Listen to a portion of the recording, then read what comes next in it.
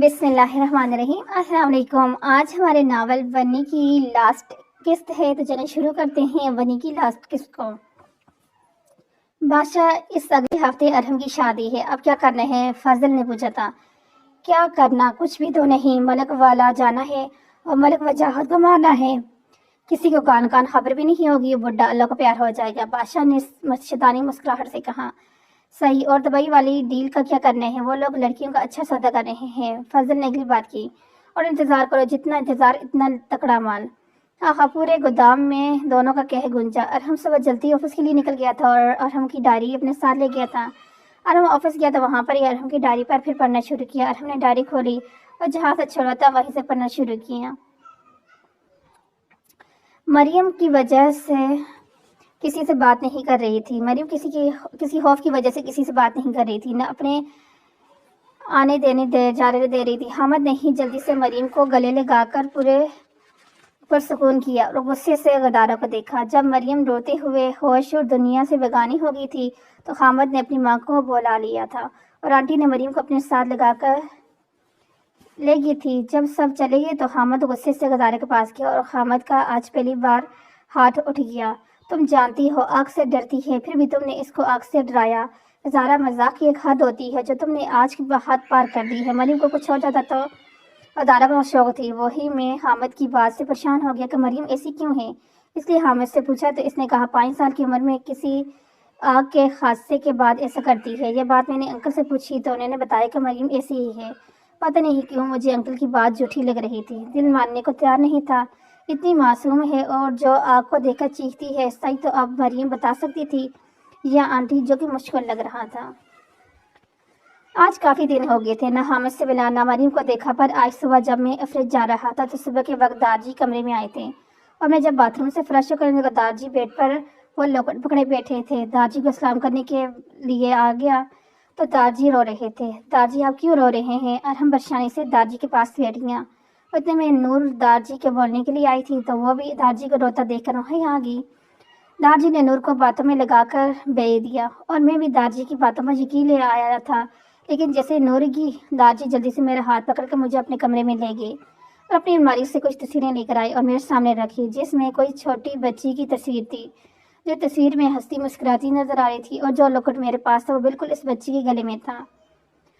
دارجی ابھی بھی رو رہے تھے۔ مجھے دارجی کا رونا بہت تکلیف دے رہا تھا۔ ارحم، یہ لوکٹ اس کا ہے، تم کو یہ لوکٹ کہاں سے ملا؟ میرے بچے، خدا کے لیے بتا دو، 20 سال تڑپا ہوں اس کو اپنے سینے سے لگانے کے لیے، خدا کے لیے۔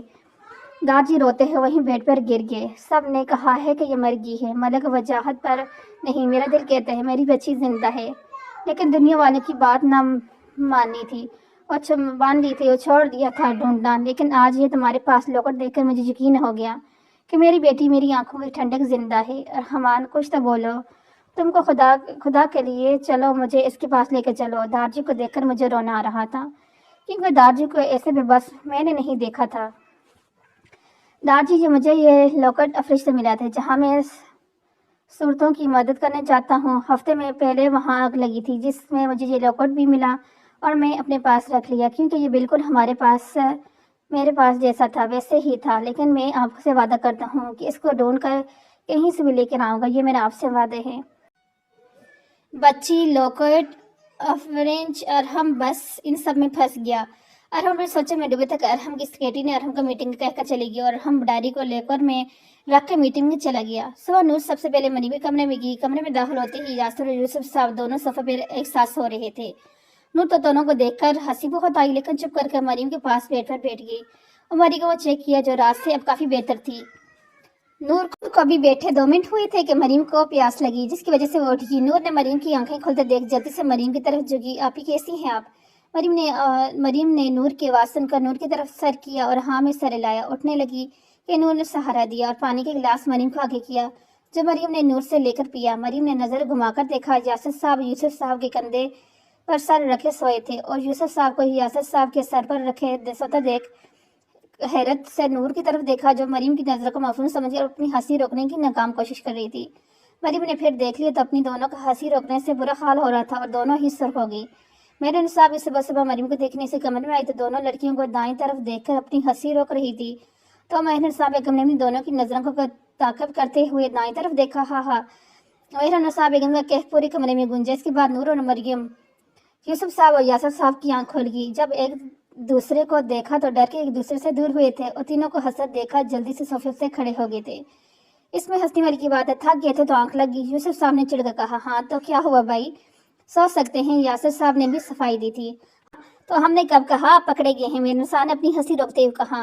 यूसुफ साहब ने बात को महसूस समझ और चेहरे लिए कमरे से भाग गए थे और यासर साहब अपनी बीवी की बात समझकर तौबा तौबा कानों को हाथ लगाते कमरे से भाग गए। हाँ, इनके भागते ही मेहरुन्निसा मरियम नूर का बुलंद कह गूंजा। दोनों भाइयों ने कानों को हाथ लगाए थे अपने कमरे में घुस के। मेहरुन्निसा ने मरियम को रात से बेहतर देखा, दिल को खुशी हुई और दिल से मरियम को जल्दी ठीक होने की दुआ की। मेहरुन्निसा ने यूसुफ साहब और यासर साहब को मरियम को बताया था क्योंकि अरहम और ज़ैनब बेगम को ही देख सकते थे। मेहरुन्निसा बेगम ने नूर और मरियम का नाश्ता कमरे में भिजवा दिया और दोनों ने ही वही किया। नूर ने मरियम को दवाई दी, नई सूट में से सिंपल सा सूट निकाल कर दिया था। साथ फ्रेश होकर मरियम कुछ बेहतर महसूस किया। मरियम को भी नूर का साथ अच्छा लगा था, इसलिए मरियम भी नूर के साथ गोल कर बात करती रही थी। कुछ वक्त बाद यूसुफ साहब और यासर साहब फिर कमरे में आए थे। मरियम बच्चे, अब आप कैसी हैं, मुझे अफसोस है जो हमने आपके साथ किया।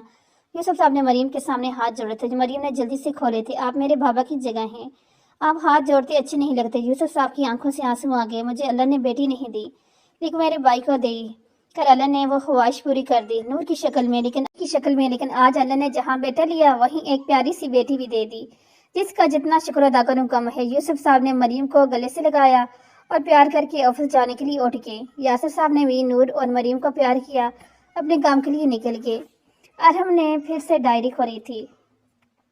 आज फिर बहुत दिन बाद लिख रहा हूँ। इतने दिन से पता कर रहा था कि कौन है बच्ची, लेकिन दारजी तो कुछ बोलते नहीं और को पूछते तो बताते भी नहीं। हामिद के साथ मिलकर सब पता लगा रहा हूँ, लेकिन बस इतना पता चला है कि वो बच्ची बूढ़ी औरत देखे गई थी और कुछ महीने तक बाद किसी ने अडॉप्ट कर लिया।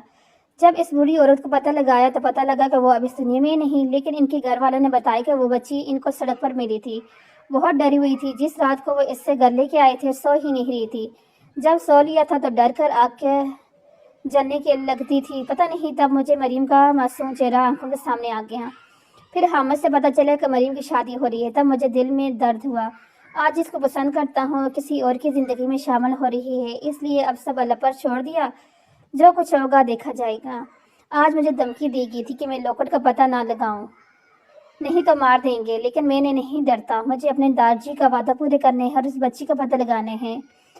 हम तुम ये मरियम के बारे में सोच रही हो ना, मैं भी दिल से नहीं निकल दी जाती। वो बहुत मासूम सी गुड़िया है जिसको अदील जैसे इंसान से रिश्ता करा दिया। हामिद को कहा, मैंने अदील से क्यों किया, मरियम के लिए सही नहीं। वो मेरी बात को समझा नहीं पर घर छोड़ा। अल्लाह इसको खुश रखे, इसकी खुशी में मेरी खुशी है। अदील उस्मान गुस्सा और अपने कामों की वजह से मशहूर हुआ है। यूनिवर्सिटी में भी ड्रग्स के केस में आ गया था, जिसकी वजह से मेरी और हामिद की अदील से लड़ाई हुई थी, लेकिन वो इंसान नहीं बदला और बदल सकता ही नहीं है। कल मुझे बादशाह ने खुद मिलने को बोला है। मैं और हामिद जाएंगे और पता लगाएंगे। वो कहता है कि इसको इस बच्ची के बारे में पता है और ये भी कहता है कि जिंदा है और तुम्हारे बहुत पास है।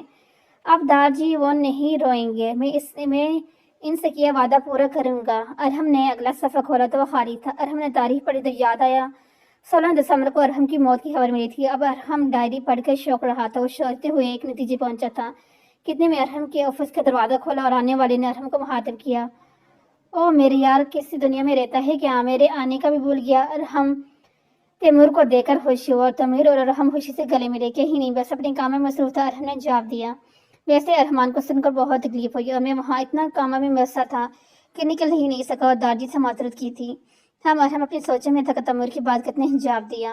तैमूर ने नोट कर रहा था। अरहम को फिर मुखातिब किया। जवाब तैमूर की आवाज़ पर सोचों से बाहर आया। कहाँ है तू भाई, किन सोचों में है, नहीं तो तेरे आने से बहुत खुश हूँ।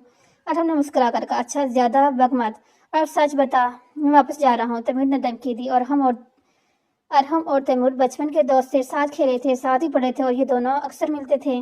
अरहम ने तैमूर के कहने पर सारी बात बता दी। तैमूर ने अपनी इन दोनों को रात होगी ऑफिस में सोचते आखिर में बोल पड़ा। नूर कहती है मैं गलत हूँ, लेकिन अरहम की डायरी खुद सच बोल रही है कि हामिद इसके साथ था। हाँ, लेकिन ये तो नहीं लिखा कि हामिद ने मारा है। तैमूर ने सोचते कहा, अरहम मान मेरा भाई इस दिन मारा, लेकिन हामिद नहीं, क्यों? अरहम ने सवाल किया। क्योंकि हामिद बादशाह से मिला हुआ है اگر وہ اس کے ساتھ نہ ملا ہوتا تو کبھی بھی میرا بھائی نہیں مرتا. اب بس حامد نے مجھ سے میرا بھائی لے لیا ہے. اب میں ان کی سانسیں لوں گا. مریم مرے گی تو حامد کو پتہ چلے گا. روزانہ سانسیں بند ہونا کسے کہتے ہیں؟ تم پاگل ہو گئے ہو کیا؟ مریم کو مار کے کیا ارحمان واپس آ جائے گا؟ نا. قانون کو اپنے ہاتھوں میں مت لو ارحم. عقل سے کام لو. اگر حامد نے ارحمان کو مارا ہے تو وہ اس کو بھی سزا ملے گی. تیمور نے سمجھانے کی کوشش کی. اگر حامد بے گناہ نکل گیا تو کیا کرے گا؟ تیرے ہاتھ میں کچھ نہیں بچے گا. بالکل تو خدا اپنے ہاتھوں سے سب ختم کر رہا ہے. نہیں، میری سانس سے میرے بھائی تھا. اب ایک پل سانس نہیں لے سکتا. حامد نے اس کی سانس لوں گا تب اس کو پتہ چلے گا کہ کسی کے اپنے مرنے کے بعد سانس لینا کتنا مشکل ہوتا ہے. چلو گھر چلتے ہیں، بہت رات ہو گئی ہے. ارحم کہہ کر اپنے آفس سے نکلا اور تیمور سر نفی میں ہلا کر رہ گیا. عابد اور حامد بھی اب دن رات کام میں لگ گئے تھے. عابد نے بادشاہ کو پکڑنے کے لیے جال بچھانا شروع کر دیا اور روزانہ کوئی نہ کوئی بادشاہ کا آدمی پکڑا جا رہا تھا. دارچی دلاور بھی عابد کی طرح سے مدد کر رہے تھے، لیکن عابد کو سب کام آسان ہوتا جا رہا تھا. آج عابد دارجی سے ملنے آیا اور وہیں کھانا کھانے بیٹھ گیا. دارجی نے بات کا آغاز کیا. عابد بیٹا، آپ سے کچھ پوچھنا تھا. جی دارجی پوچھیں. عابد نے بہت ادب و احترام سے بات کی. بیٹا، آپ نے شادی کے بارے میں کیا سوچا؟ کوئی لڑکی پسند ہے تو ہمیں بتا دو تاکہ ہم بات کریں. اب تو تمہاری عمر ہو گئی ہے. دارجی نے پیار سے پوچھا تھا. عابد کو تو شادی اور لڑکی کا سن کر گلے میں پھندا لگا اور دلاور خان کی ہنسی چھوٹ گئی. دارجی نے دلاور خان کو ایک گھوری سے نوازا. دارجی کوئی لڑکی نہیں اور شادی جب آپ دونوں کہیں گے. عابد نے دل کی بات کہی کونے میں دبا دی تھی کیونکہ وہ دارجی اور اپنے دادا کو ناراض نہیں کرنا چاہتا تھا. تو ٹھیک ہے، جمعے کو تمہارا نکاح نور سے پڑھوا دوں گا اگر تم کو کوئی مسئلہ نہیں. تو مسئلہ ہے تو بتا دو، دارجی نے تو کہہ دی تھی. پر عابد کا دل کیا اٹھ کر بنگڑے کڑے کیونکہ دل کی خواہش پوری ہو رہی تھی. لیکن عابد صاحب نے اتنے ادب سے ہاں کی تھی کہ بنگڑے تو گھر واپس جا کر حامد کے ساتھ ڈالے گا. جی ٹھیک ہے دارجی، صحیح، پھر تیار رہنا اس جمعے کو. اب گھر جاؤ، حامد بچہ پریشان نہ ہو جائے. دارجی نے کہا اور عابد جی ہاں کرتا نکل گیا اور باہر نکل کر خوشی سے بنگڑیڑ کر رہا تھا. ہائے، دل کی خواہش ایسی پوری ہوتی ہے. پتہ نہیں تھا. عابد کے سامنے نور کا چہرہ آیا. عابد کو نور پہلے دن ہی اچھی لگی تھی، معصوم سی بچی جیسی. عابد سوچتے ہوئے گھر کو نکل گیا. حامد کو بھی یہ خبر خوشخبری سننی تھی کیونکہ دونوں دوست کا دکھ سکھ کے ساتھی جو تھے. ارحم اور تیمور جب گھر آئے تو سب سو رہے تھے، اس لیے دونوں کو کوئی بھی آواز کیے اوپر چلے گئے. ارحم نے تیمور کو فریش ہونے کہا اور خود دارر ارحمان کے کمرے میں فریش ہونے چلا گیا. ارحم کمر کے ملازم کو کھانے کے کہہ کر خود ارحمان کے کمرے میں جا رہا تھا کہ ارحم کو مریم کے کمرے کا دروازہ کھولا دیکھا تو چلا گیا. ارحم مریم کے بیڈ کے پاس گیا تو مریم سکون کی نیند سو رہی تھی. ارحم کا دل کیا مریم کو چھوڑ کر رکھے یا ابھی اس کا گلا دبا دے، لیکن اپنے آپ کو سکون کرتے مریم کے چہرے پر جھکا تھا. سو لے جتنا سونا ہے، اس کے بعد ایسی نیند سو کہ تمہارا وہ بھائی تڑپے گا لیکن کچھ نہیں کر سکے گا. مریم کو اپنے چہرے پر کسی کی گرم سانسی محسوس ہو رہی تھی. اسی ہلکا سا گسمگائی تھی اور کروٹ لے کر سو گئی اور ارحم جیسے آیا تھا ویسے ہی چلا گیا. تیمور جلدی اٹھ گیا تھا اور اب نیند بھی نہیں آ رہی تھی، اسی تیمور اٹھ کر لان میں آ گیا اور وہاں کافی دیر چل قدم ہی رہا. تیمور کی نظر گھوم کر دیکھا تھا تو پلٹنا بھول گیا. تیمور مریم کو دیکھنے میں اتنا مگن تھا کہ مریم کو اپنے اوپر تپش بھری نظروں کو محسوس کر کے نیچے دیکھا تھا. کسی انجان شخص کو خود کو دیکھتا پایا تو جلدی سے اندر چلی گئی تھی. مریم تو چلی گئی لیکن تیمور دنیا سے کہیں کھو گیا. خوش نور کی آواز سے آیا. تیمور بھائی، آپ کب آئے؟ کیا سرپرائز دیا ہے؟ نور نے خوشی سے تیمور کو گلے لگاتے ہوئے کہا. کل آئے تھے لیکن رات کو آتے دیر ہو گئی تو سب لوگ سو گئے تھے، اس لیے کسی کو نہیں جگایا. گڑیا، تیمور نے نور کو ناک کھینچی. ہاں پھر چلیں، پھر مجھے بہت بھوک لگی ہے، چل کر ناشتہ کریں، نور نے کہا اور تیمور مسکراتے ہوئے نور کے ساتھ اندر چلا گیا. لیکن اوپر بالکونی میں دیکھنا نہیں بھولا تھا. نور اور تیمور کو ایک ساتھ اندر آتا دیکھ سب نے خوشی سے دیکھا تھا لیکن مریم کی نظریں نیچے ہی تھی. ارے تیمور بیٹا، آپ کا بھائی؟ سب نے ایک ساتھ سوال کیا. نور اور تیمور دونوں ہنس دیے. بس کل دوپہر کو آیا تھا اور رات کو سب سو گئے تھے تو کسی کو نہیں جگایا. تیمور جواب سب کو دے رہا تھا لیکن نظریں مریم پر تھی، یا یہ کہنا چاہیے کہ نظریں ہٹ ہی نہیں رہی تھی. تیمور کی لڑکیاں سے دوستی تھی پر وہ بھی خوبصورت تھی، لیکن جو مریم میں بات تھی وہ اس سے کہیں نہیں دکھی تھی. سرخ گال پھولے ہوئے بالکل بچوں جیسے آنکھیں شہد رنگ سے گہری کوئی ڈوب جاتا. آنکھوں پر پلکوں کا سایہ لہراتا. لمبے بال جو بار بار چہرے کو چھو رہے تھے. نیلے رنگ کے سوٹ میں رنگت اور گڑ رہی تھی. تیمور کا ہاتھ اچانک ہی اپنے دل پر گیا. تیمور کو لگا تو دل اس کا نہیں رہا یا بغاوت کر بیٹھا تھا. تیمور نے بڑی مشکل سے نظریں ہٹائی اور چپ کر ناشتہ کیا اور ارحم کے ساتھ سفر چلا گیا. دوسری طرف ارحم نے ملازم سے اشارے سے کچھ پوچھا تھا جس نے حامد سے رلایا. حامد صاحب بچا لو اپنی بہن کو اگر بچا سکتے ہیں، کیونکہ اب زہر بڑھتا جائے گا اور مریم آہستہ سے موت کے منہ میں جائے گی۔ تم بھی دیکھنا اپنی آنکھوں سے اپنی بہن، پیاری بہن کو مرتے ہوئے، جیسے میں نے دیکھا تھا اپنے بھائی کو مرتے ہوئے۔ اور ہم دل ہی دل میں خوش تھا، کیونکہ مریم کے کھانے میں زہر کی مقدار بڑھا دی گئی تھی۔ عابد کو فیصل کے بارے میں کچھ پتا چلا تھا، لیکن ہاتھ میں کچھ نہیں آیا تھا۔ حامد بھی دن رات کچھ نہ کچھ سوچتا رہتا تھا، اور جب سے پتا چلا تھا عابد کا نکاح اسمی کو ہے تو وہ اور عابد مریم سے ملنے کا سوچ رہے تھے۔ عابد میں اندر جاؤں گا تو پکڑ بھی جا سکتا ہوں، اس لیے کوئی کتاب کر کے اندر جانا ہوگا، کڈنیپ کر، جس سے مریم سے بھی مل لوں اور کسی کو پتہ بھی نہ چلے۔ حامد نے اپنی بات کہی، تم اس کی فکر نہ کرو، میں سب دیکھ لوں گا۔ تو مریم سے مل کے وہاں سے جلدی سے نکل کر کرنا، تو اور ہم نے دیکھ لیا نا تو مارا جائے گا۔ دونوں کا قہر گونجا۔ ہاں ٹھیک ہے، اور تجھے مبارک ہو یار، میری گوڑی چڑھے گیا، میرا ویر گوڑی چڑھے گا۔ حامد نے عابد کو شرارت سے چھیڑا، جو اب شرما رہا تھا۔ حامد نے اب عابد کو دیکھتے ہوئے بڑا ابرار الحق کا گانا گایا، ہو چٹے چارے چڑی بلے وے بلے اڈی رنگلی متھڑی بجبر ہر، یہ گانا۔ حامد صاحب گانے پر بنگڑے ڈال رہے تھے اور عابد گانا سن کر منہ کھولے گیا، اور پھر تھوڑی دیر بعد دونوں اس گانے پر بنگڑے کر رہے تھے۔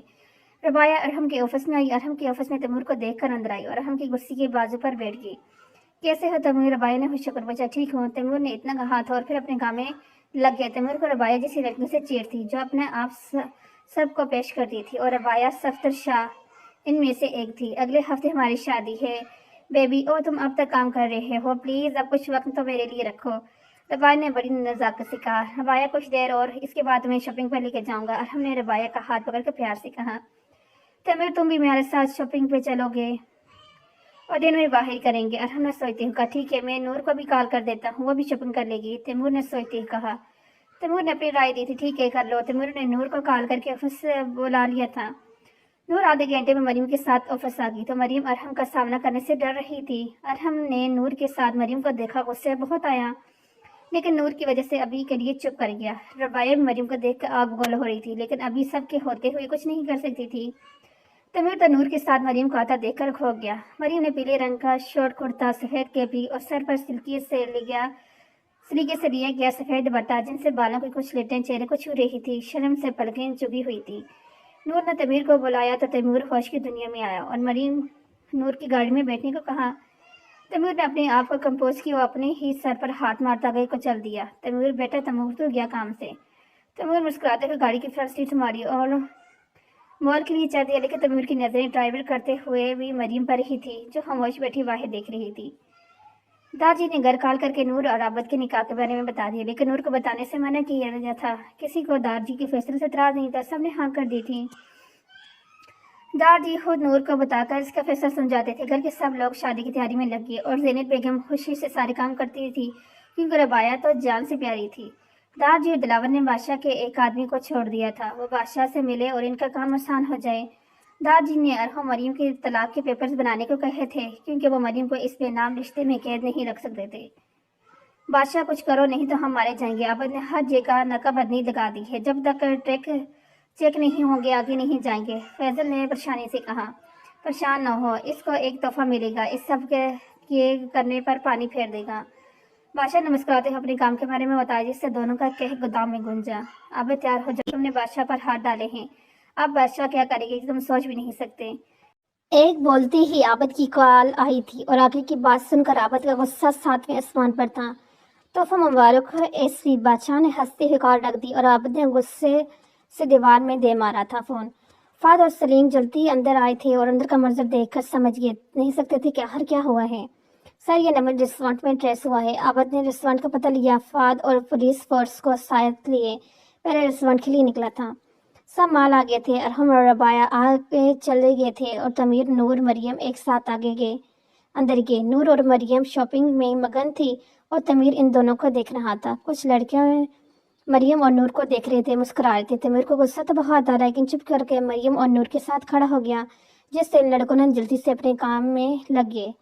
مریم کو تیمور کا اپنے ساتھ اور یوں پاس کھڑے رہنا عجیب لگ رہا تھا۔ مریم کو تیمور کی نظریں اپنے آپ پر محسوس ہو رہی تھی، لیکن کچھ بول نہیں سکتی تھی، کیونکہ ڈر تھا کہ کہیں ارحم چمڑے ہی نہ دھر دے۔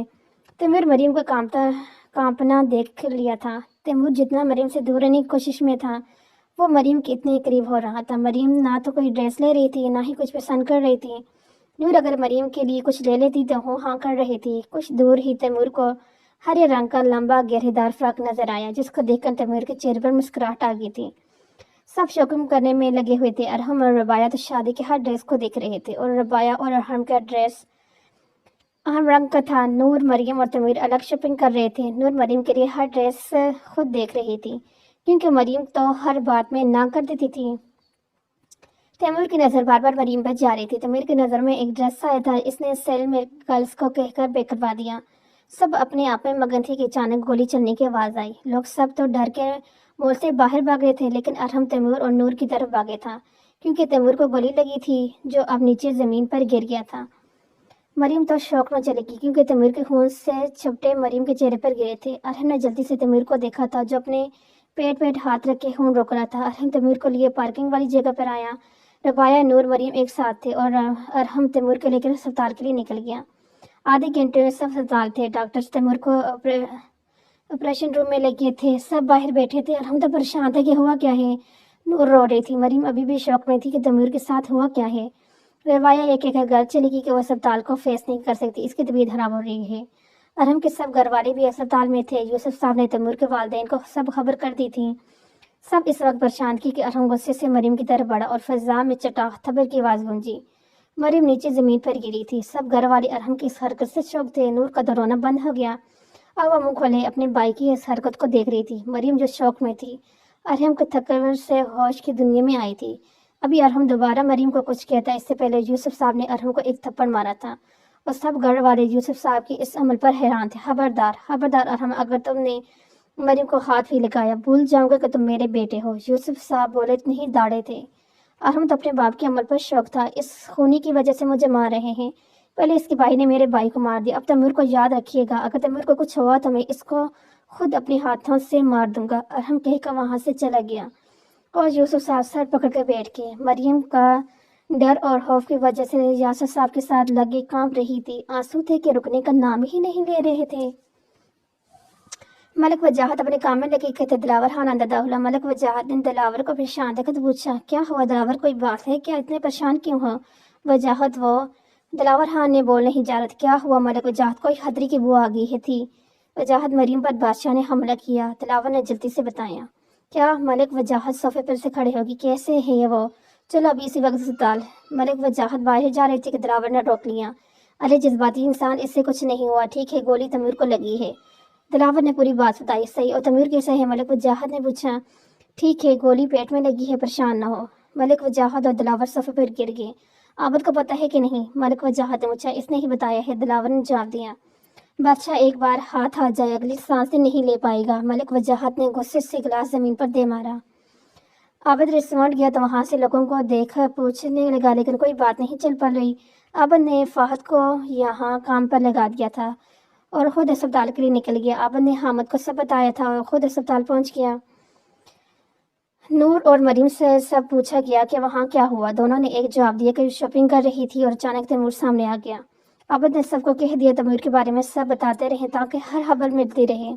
عابد یہاں میں پولیس کے 2 لوگوں کو چھوڑ کے گیا تھا جو ان کی نگرانی کر رہے تھے۔ بادشاہ نے غصے میں آ کر اپنے آدمیوں کو مار دیا تھا۔ تم لوگوں سے ایک کام ٹھیک سے نہیں ہوتا۔ مار نے اس مریم کو تھا، مار اس لڑکی کو آئے، بادشاہ داڑا تھا۔ ان کی کیا غلطی ہے؟ جب اس لڑکی کو گولی چلی تھی، وہ لڑکا پتہ نہیں کہاں سے بیچ میں آ گیا۔ فیصل نے اپنا ماتھا مسلا تھا۔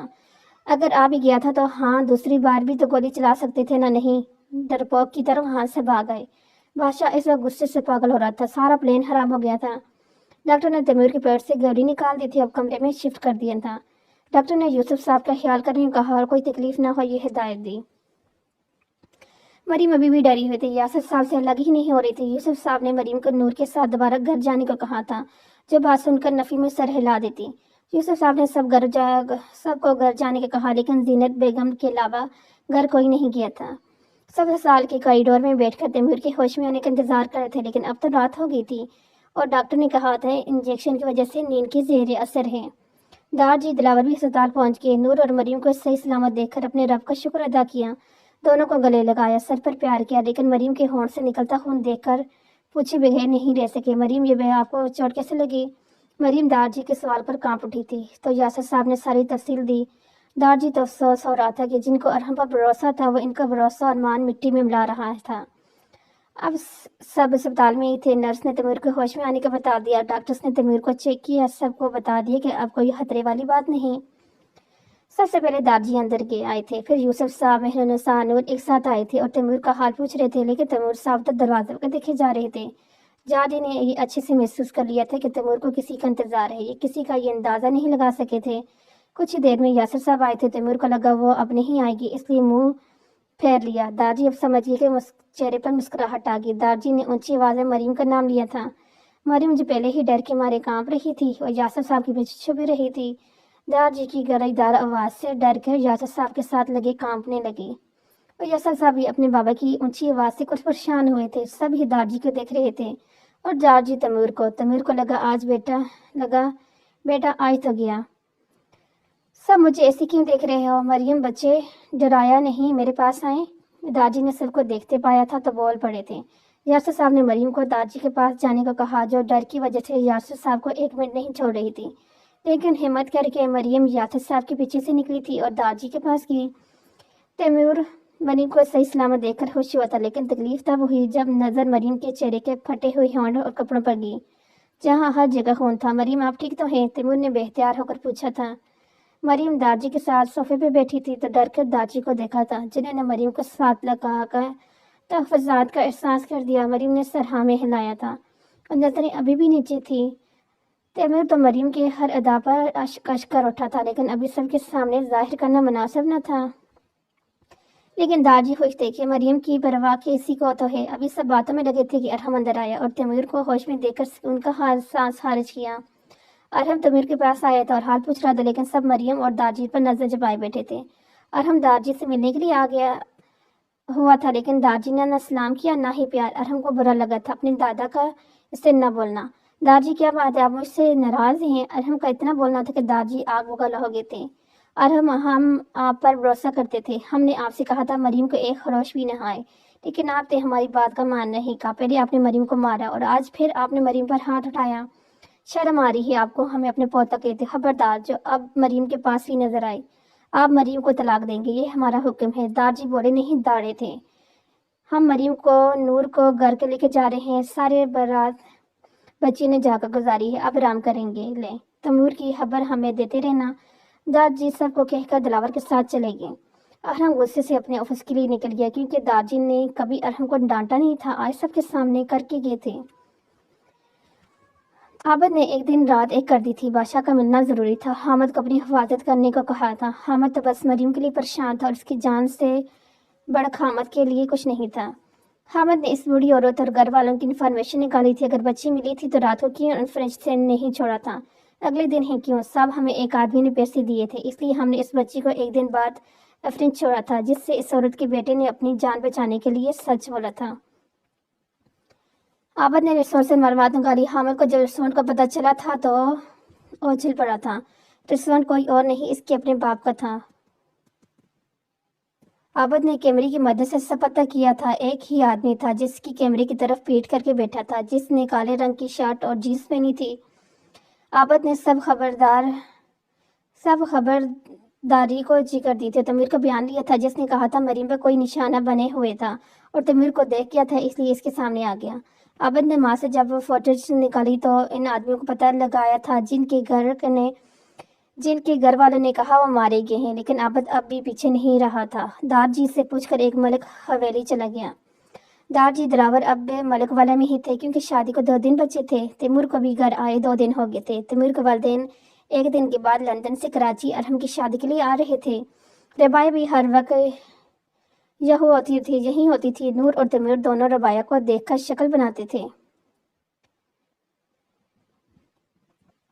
اور مریم ان دونوں کو دیکھ کر ہنس دیتی تھی۔ تیمور کو تو بس مریم کو ہنستے دیکھنا چاہتا تھا اور دار جی دور سے تیمور کی ہر حرکت پر نظر رکھے ہوئے تھے اور دلاور کو دیکھ کر خوش ہو جاتے تھے۔ مریم پیچھے سے پانی کا گلاس لینے کی باہر آتے وقت تیمور سے ٹکراتی بچی۔ مریم گر جاتی اگر تیمور بر وقت مریم کا ہاتھ نہ پکڑتا۔ مریم نے جلدی سے اپنا ہاتھ کھینچا تھا۔ تیمور کو لگا سانس بند ہو جائے گی، جیسے وقت ہی رک گیا ہے۔ مریم کو اتنا پاس سے دیکھنا کوئی مجاز ہی لگ رہا تھا، معجزہ ہی لگ رہا تھا۔ तमीर को तो मरीम को देखने में इतना मगन था, हक हो गया कि आसपास की कोई खबर ही नहीं थी। मरीम डर से कांप रही थी, जो तमीर को अच्छा नहीं लगा। मरीम परेशान न हो, कुछ नहीं हुआ। तैमूर ने मरीम को समझाना चाहा, जो अब थोड़ी सही हुई थी। रबाया जो अरहम के कमरे में जा रही थी, किचन के बाहर तमीर और मरीम को देखकर शैतानी मुस्कुराहट लिए अपने मोबाइल निकाला और दोनों की तस्वीर लेकर ऊपर चली गई। मरीम तो तमीर के पास से चली गई, लेकिन तमीर को लगा जैसे जान भी साथ ले गई है। बेटा अभी ये हाल है, आगे क्या होगा? तमीर सोचते होशी से सर पर हाथ मारते अंदर चला गया। दारजी और दिलावर दोनों एक दूसरे को देखकर मुस्कुराए थे। रबाया अरहम के कमरे में गई और अरहम वॉशरूम से फ्रेश होकर बाहर निकला। रबाया अरहम को देखकर 2 मिनट के लिए रुकी थी और फिर दरवाज़ा बंद करके अरहम के पास आई। अरे रबाया, तुम यहाँ? अरहम ने खुश होकर पूछा। दिल किया तो आ गई, तुम्हें मेरा आना अच्छा नहीं लगा? रबाया ने बड़ी नज़ाकत से कहा। ये किस लिए बात कर रही हो रबाया? तुमसे प्यार करता हूँ, शादी कर रहा हूँ, और क्या करूँ जिससे तुम्हें मेरे प्यार का यकीन हो? मुझे तुम्हारे यहाँ आना अच्छा लगता है। अरहम, तुमसे एक बात कहूँ? रबाया ने अरहम को देखते हुए कहा, जब आईने में अपने बाल बना रहा था। हाँ, एक कहो दो कहो, होने वाली बीवी हो। अरहम रबाया के पास आकर बैठ गया। तुम मरीम को मारने के लिए जो जहर दे रहे हो, इसका कोई फ़ायदा हुआ भी है? रबाया ने कुछ सोचते हुए सवाल किया। हाँ मेरी जान, ये रही मरीम की रिपोर्ट, जिसमें साफ लिखा है मरीम वो कभी भी मर सकती है। रबाया रिपोर्ट देखकर खुशी से पागल हो रही थी। सच में अरहम, मरीम अब हमारे बीच नहीं आएगी? नहीं, वो कभी हमारे बीच नहीं आ सकती, क्योंकि वो मेरे लिए कुछ भी नहीं, सब कुछ तुम हो। अरहम ने प्यार से रबाया के बालों की लुटों को पकड़कर अपने पास खींचा था। आखिर रबाया की हंसी में अरहम को ये अपनी जान बसती हुई नजर आ रही थी। रबाया, अरहम ने रबाया को देखते प्यार से बोला था। रबाया अरहम की तरफ मुतवज्जो हुई। तुम कभी मुझे छोड़कर तो नहीं ना? अरहम के दिल में सवाल आया, इसलिए पूछ किया। नहीं, मैं भी तुमसे प्यार करती हूँ, तुमसे शादी कर रही हूँ, बस मुझे मरीम के यहाँ आना पसंद नहीं। मैं इसे तुम्हारी ज़िंदगी में बर्दाश्त नहीं कर सकती हूँ, वो नहीं रहेगी, तुम परेशान ना हो। अरहम, ये देखो मरीम तुम्हारे दोस्त के साथ क्या कर रही है, इतनी मुश्किल जान बची तुम्हें की, और ये फिर इसके साथ है। रबाया ने तस्वीर सामने की। अरहम तस्वीर को देखकर आग बगाला हो गया, लेकिन रबाया के होते हुए अभी वो कुछ नहीं कर चाहता था, और फिर दोनों शादी की बातों में लग गए। रबाया तो ज़ैनब बेगम के साथ शॉपिंग के लिए चली गई। दारजी और दिलावर खान अपने कमरे में थे। नूर मेहनुसा के साथ अपनी हालत से मिलने गई थी। यूसुफ साहब और यासर साहब अभी तक ऑफिस से नहीं आए थे। तैमूर अपने किसी दोस्त से मिलने गया था। अरहम ने घर के मुलाजिम से सारी तफसील ली और मरीम को कमरे में की तरफ चला गया। अरहम ने दरवाजे के नाप पर हाथ रखा, जो पहले ही खोला था। अरहम कमरे में आया तो मरीम ड्रेसिंग रूम से बाहर आ रही थी। अरहम ने मरीम को गौर से देखा, जो दुपट्टे से बेनियाज हल्के सुर्ख रंग के फ्राक में मरीम हसीन लग रही थी, लेकिन अरहम को इससे ज़्यादा मरीम को देखकर तैमूर और उसके साथ याद आया, जो रबाया ने तस्वीर दिखाई थी। मरीम अरहम को अपने कमरे में कर मारे कांपने लगी। मरीम ने जल्दी से बेड पर पड़ा दुपट्टा हाथों में लिया और कांधों पर फैला दिया। अरहम मरीम के पास आया, आराम से मरीम का बाजू हाथ पकड़ा अपने हाथ में लिया। मरीम को कुछ समझ नहीं आया कि ये इंसान अब क्या करेगा, लेकिन अगले ही लम्हे झटके से मरीम की चीख निकली। अरहम ने मरीम का हाथ जोर से झटके देकर पीछे कमर पर ले गया और मरीम दर्द के मारे आंखों से आंसू आ रहे थे। बहुत शौक है ना लड़कों को अपने हुस्न दिखाने का। अरहम ने मरीम के बालों को दूसरे हाथ में दबोचा था। मरीम ने सर नफी में हिलाया। बोलने का मौका अरहम ने दिया ही कब था। नहीं छोड़ें। मरीम की दर्द की बिना पर अरहम को बोल दिया था। अरहम ने मरीम को गुस्से से बेड पर टक्कर दिया। मरीम खौफ की वजह से उठकर भागी भी नहीं सकती। अरहम ने मरीम के दाएं बाएं हाथ रखा और मरीम बच चुका था। पहले मेरे भाई को अपने इस हसीन जाल में फंसाया, मार दिया, अब मेरे दोस्त को अपने पीछे लगने का सोच रही नहीं। मरीम ने नफी में गर्दन लाई और पीछे होती ही, लेकिन अरहम ने एक झटके से मरीम को करीब किया था। इस हुसैन पर बहुत मान है तुम्हें, और इस मान को बढ़ा देते हैं। आखिर शोर हूँ तुम्हारा, मेरा हक बनते हैं। अरहम मरीम पर झुका था कि मरीम ने खौफ और डर की वजह से अरहम को धक्का दे दिया था। अरहम जो अपने जोन में ले था लड़खड़ाकर दूसरी तरफ गिरा। मरीम जल्दी से दरवाजे की तरफ, क्योंकि आज मरीम को अरहम सच में हैवान लग रहा था। अरहम ने जल्दी से मरीम को बाजू पकड़ना चाहा, लेकिन मरीम के बाजू के कपड़े का थोड़ा सा हिस्सा फट गया। मरीम कुछ पल के लिए रुकी, लेकिन अरहम को अपनी तरफ आता देख फिर भागी थी। अरहम ने गुस्से से मरीम को पकड़कर अपने पास किया। अभी वो मरीम की इज्जत अपनी अन्ना में तोड़ता। इससे पहले मरीम के कमरे का दरवाज़ा खुला था और यूसुफ साहब और यासर साहब सदमे की हालत में चले गए थे। इस मंजर को देखकर इन्होंने कभी ख्वाब में नहीं सोचा था इनका बेटा इस कदर नफरत और इंतकाम में अंधा हो जाएगा कि अपनी ही बीवी की इज्जत को तार तार करेगा। मरीम डर और खौफ के मारे बेड के दूसरे साइड पर जाकर बैठ गई और घुटने में सर देकर रोने लगी थी। آج مریم کو ارحم سے دلی ہمدردی بھی ختم ہو گئی تھی۔ مریم کو لگتا تھا کہ ارحم نے اپنے بھائی کو کھو دیا ہے، اس لیے غصے میں تھا یہ سب کرتا رہے، لیکن آج جو ارحم نے حیوانوں والا سلوک کیا تھا، مریم مار کر بھی نہیں بول سکتی تھی۔ یاسر صاحب نے جلدی سے مریم کے اوپر چادر ڈالی اور مریم کو اٹھایا تھا، لیکن مریم جو پہلے ہی ڈری ہوئی تھی، یاسر صاحب کے پاس آتے ہی چیخنے لگی تھی۔ یوسف صاحب جو صدمے میں تھے، مریم کی چیخوں سے ہوش میں آئے اور غصے سے ارحم کی طرف بڑھے تھے اور چٹا تھپڑوں کی بارش کر دی، جس سے ارحم کا ہونٹ تو پھٹا ہی تھا، لڑکھڑا کر دیوار کے ساتھ لگا۔ گھر کے سب افراد اب گھر آ گئے تھے، لیکن شور سن کر اوپر مریم کے کمرے کی طرف آئے، لیکن آگے کا منظر دیکھ کر سب کے ہوش اڑ گئے۔ مہرنسا جلدی سے مریم کے پاس آئی۔ مہرنسا بیگم کے گلا لگتے ٹوٹ ہی گئی تھی۔ ارحم، تم اپنے انتقام کی آگ اور بدلے میں اتنے اندھے ہو گئے ہو کہ اپنی بیوی کی عزت کو تار تار کر رہے تھے۔ یوسف صاحب نے ارحم کو کالر سے پکڑ کر چھوڑا تھا۔ نہیں مانتا اس کو اپنی بیوی، نہیں ہے یہ میری بیوی، بس یہ خون بہا میں آئی ہے، اس کے میں مار دوں گا۔ ارحم بھی اب پھٹ پڑا تھا، لیکن دارجی کا بھاری ہاتھ کا تھپڑ ارحم کو پڑا تھا، جس سے ارحم زمین پر گرا تھا اور ناک اور منہ سے خون نکل آیا۔ تم ابھی اسی وقت مریم کو طلاق دو گے، دارجی نے حکم سنایا تھا۔ تم اس قابل نہیں ہو۔ تم کو کیا لگتا ہے تم نے ہی اپنے بھائی کو کھویا ہے؟ ہم نے کچھ نہیں کھویا۔ اپنا پوتا، ایک باپ، ماں نے اپنا بیٹا، ایک بہن اپنا بھائی، ایک چاچا نے چاچی نے بھتیجے جیسا بیٹا، لیکن ہم تمہاری طرح اندھے نہیں ہیں۔ اس سب کا بدلہ اس لڑکی سے لیا۔ ایک بار سوچو، اگر اس کی جگہ نور ہوتی تو تم کیا کرتے؟ ارحم، دارجی داڑھے تھے۔ فضل کا پتہ چل گیا تھا، وہ پولیس کے آدمی کو نظر رکھنے کا کہا تھا۔ عابد نے ملک حویلی کی تشویش شروع کر دی تھی، وہ سب پرانے ملازموں کو پتہ کیا اور گرفتار بھی کر لیا۔ کچھ ملازمین نے سچ بول دیا کہ فیصل کے کہنے پر ہم نے آگ لگائی تھی اور اس بادشاہ نام کے آدمی کا ان کو منہ بند رکھنے کی ایک قیمت دی تھی، لیکن وہ آگ بس ڈرانے کے لیے لگائی تھی، کسی کو مارنے کے لیے نہیں۔ پر اس حادثے میں 2 لوگوں کی جان گئی تھی، ایک ملک وجاہت کی بیوی زارا بیگم اور دوسری ان کی پوتی کی۔ عابد یہ سن کر حیران ہوا کہ نور تو زندہ ہے، پھر یہ اس مارا ہوا کیوں کہہ رہے ہیں؟ عابد نے ملازم سے پوچھا کہ ان کی پوتی تو زندہ ہے، تم کیوں اسے مارا ہوا کہہ سکتے ہو؟ ملازم نے پھر اس دن کا سارا واقعہ عابد کو سنایا تھا، کیسے ان کی پوتی کی جان اس حادثے میں گئی تھی۔ ماضی اس رات زارا بیگم اپنی پوتی کے ساتھ کھیل رہی تھی، گھر میں ملازموں کے علاوہ کوئی نہیں تھے کہ اچانک سب آگ لگنے کا شور ہوا۔ سب ملازموں نے چیخ چیخ کر باہر کو بھاگے تھے، لیکن آگ اتنی جلدی میں پھیلی تھی کہ زارا بیگم کو سانس بند ہونے لگی، وہ بے ہوش ہو گئی اور ان کی پوتی آگ ہی میں جل گئی۔ اس بچی کی آوازوں میں نے خود سنی تھی، وہ تو بچی نہیں سکتی تھی۔ ملازم نے اپنی بات ختم کر دی تھی اور عابد دارجی کی طرف نکل گیا تھا، کیونکہ اب سچ سے پردہ وہی اٹھا سکتے تھے، لیکن اس سے پہلے حامد کی خبر ضروری تھی۔ عابد کراچی کے لیے نکل پڑا تھا۔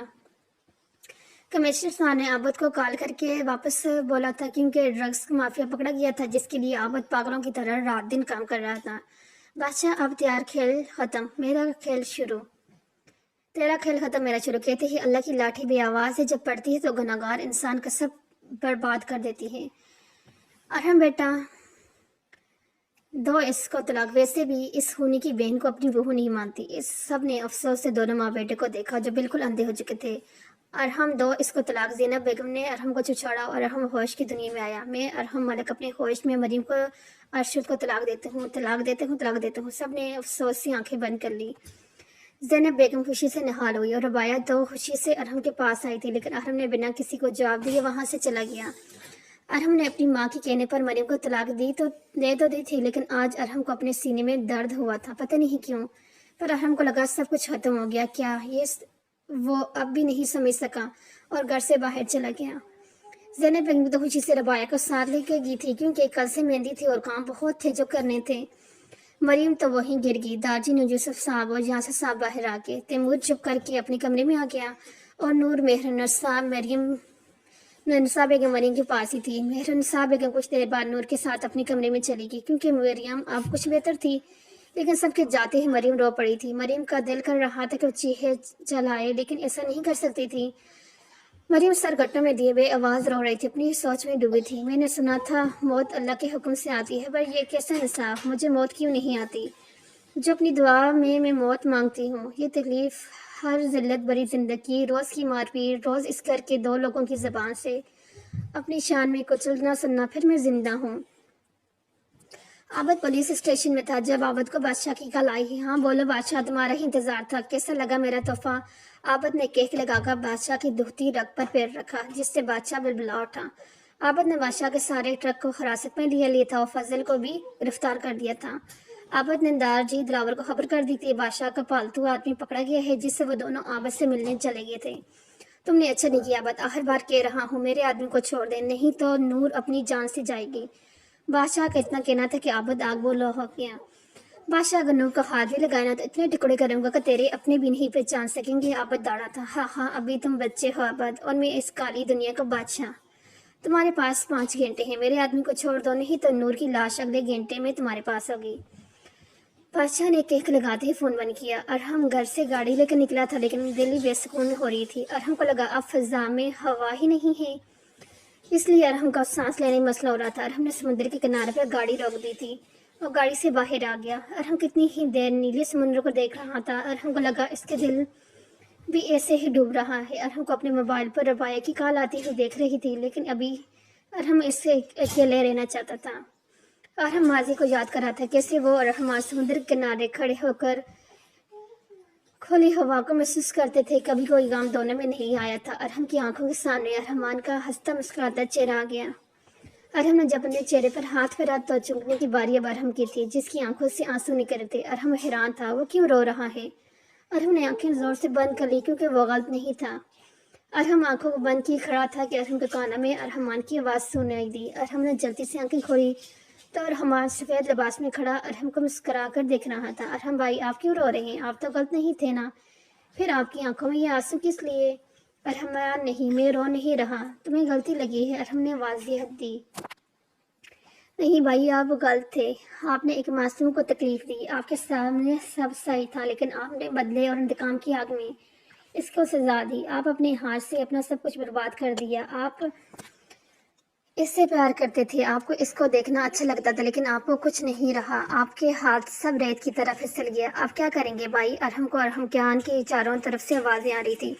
अरहम ने कानों पर हाथ रखा था। नहीं नहीं नहीं, मैंने कुछ गलत नहीं किया, मैं नहीं करता हूँ प्यारे से रहमान, मैंने तो तुम्हारे खून का बदला लिया है बस। अरहम चिढ़ाता, नहीं भाई, आपने अपनी अना और गुरूर की जंग लड़ी है, जिसमें आपकी अना जीत की और मासूम हार गई। आप अपने इंतकाम की आग में इससे जले कि आपके राख मिलेगी आपको। अरहम को लगा रहमान दूर जा रहा है, इसके पीछे भागा, लेकिन ये नज़रों का बस धोखा था जो रहमान को नजर आ रहा था।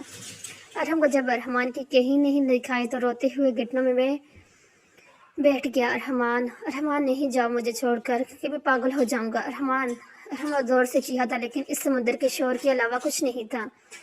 अरहम को जो भी कुछ सुनाई दिया रहा करता, इसके ज़मीर की आवाज़ थी जो रहमान की शक्ल में नजर आई थी। वो कहते हैं ना, इंसान जब अपनी ही लगी आग काम की आग में जलता है तो इस आग में आपको वजूद जलस कर रह जाता है, आपके हाथ में बस पछतावा और निदामत रह जाती है।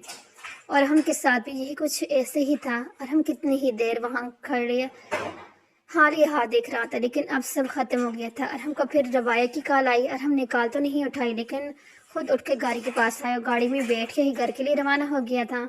अब कुछ नहीं हो सकता, खुद अपने हाथों से अपनी किस्मत की लकीरों को ख़त्म किया था अरहम मलक ने।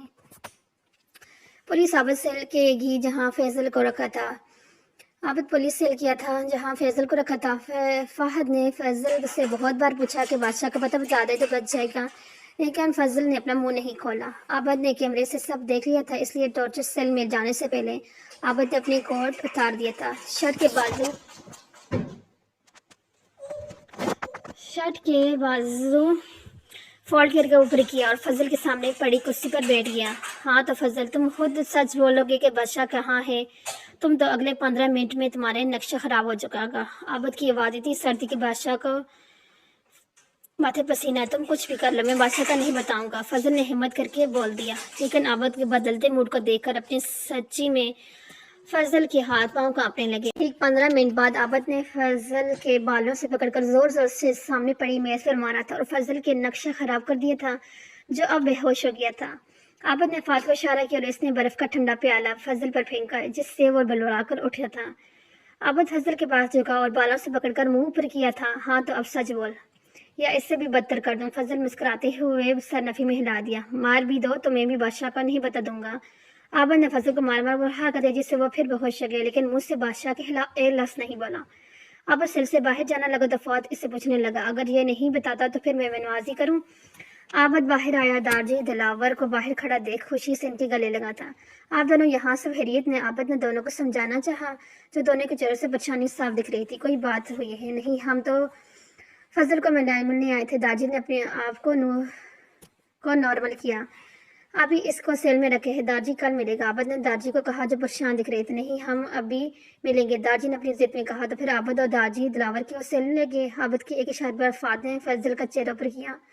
फजल का चेहरा देख दारजी और दिलावर को 40 वोल्ट का झटका लगा। दोनों ने एक दूसरे को देखा। ये तो मरियम का चाचा उस्मान जंगीर है। दिलावर का इतना बोलना था कि आबद को अब शौक लगा।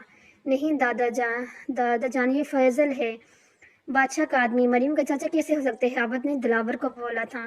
दारजी तो बोलने की हालत में ही थे। दिलावर ने दारजी के कंधे पर हाथ रखा तो वो होश की दुनिया में आए।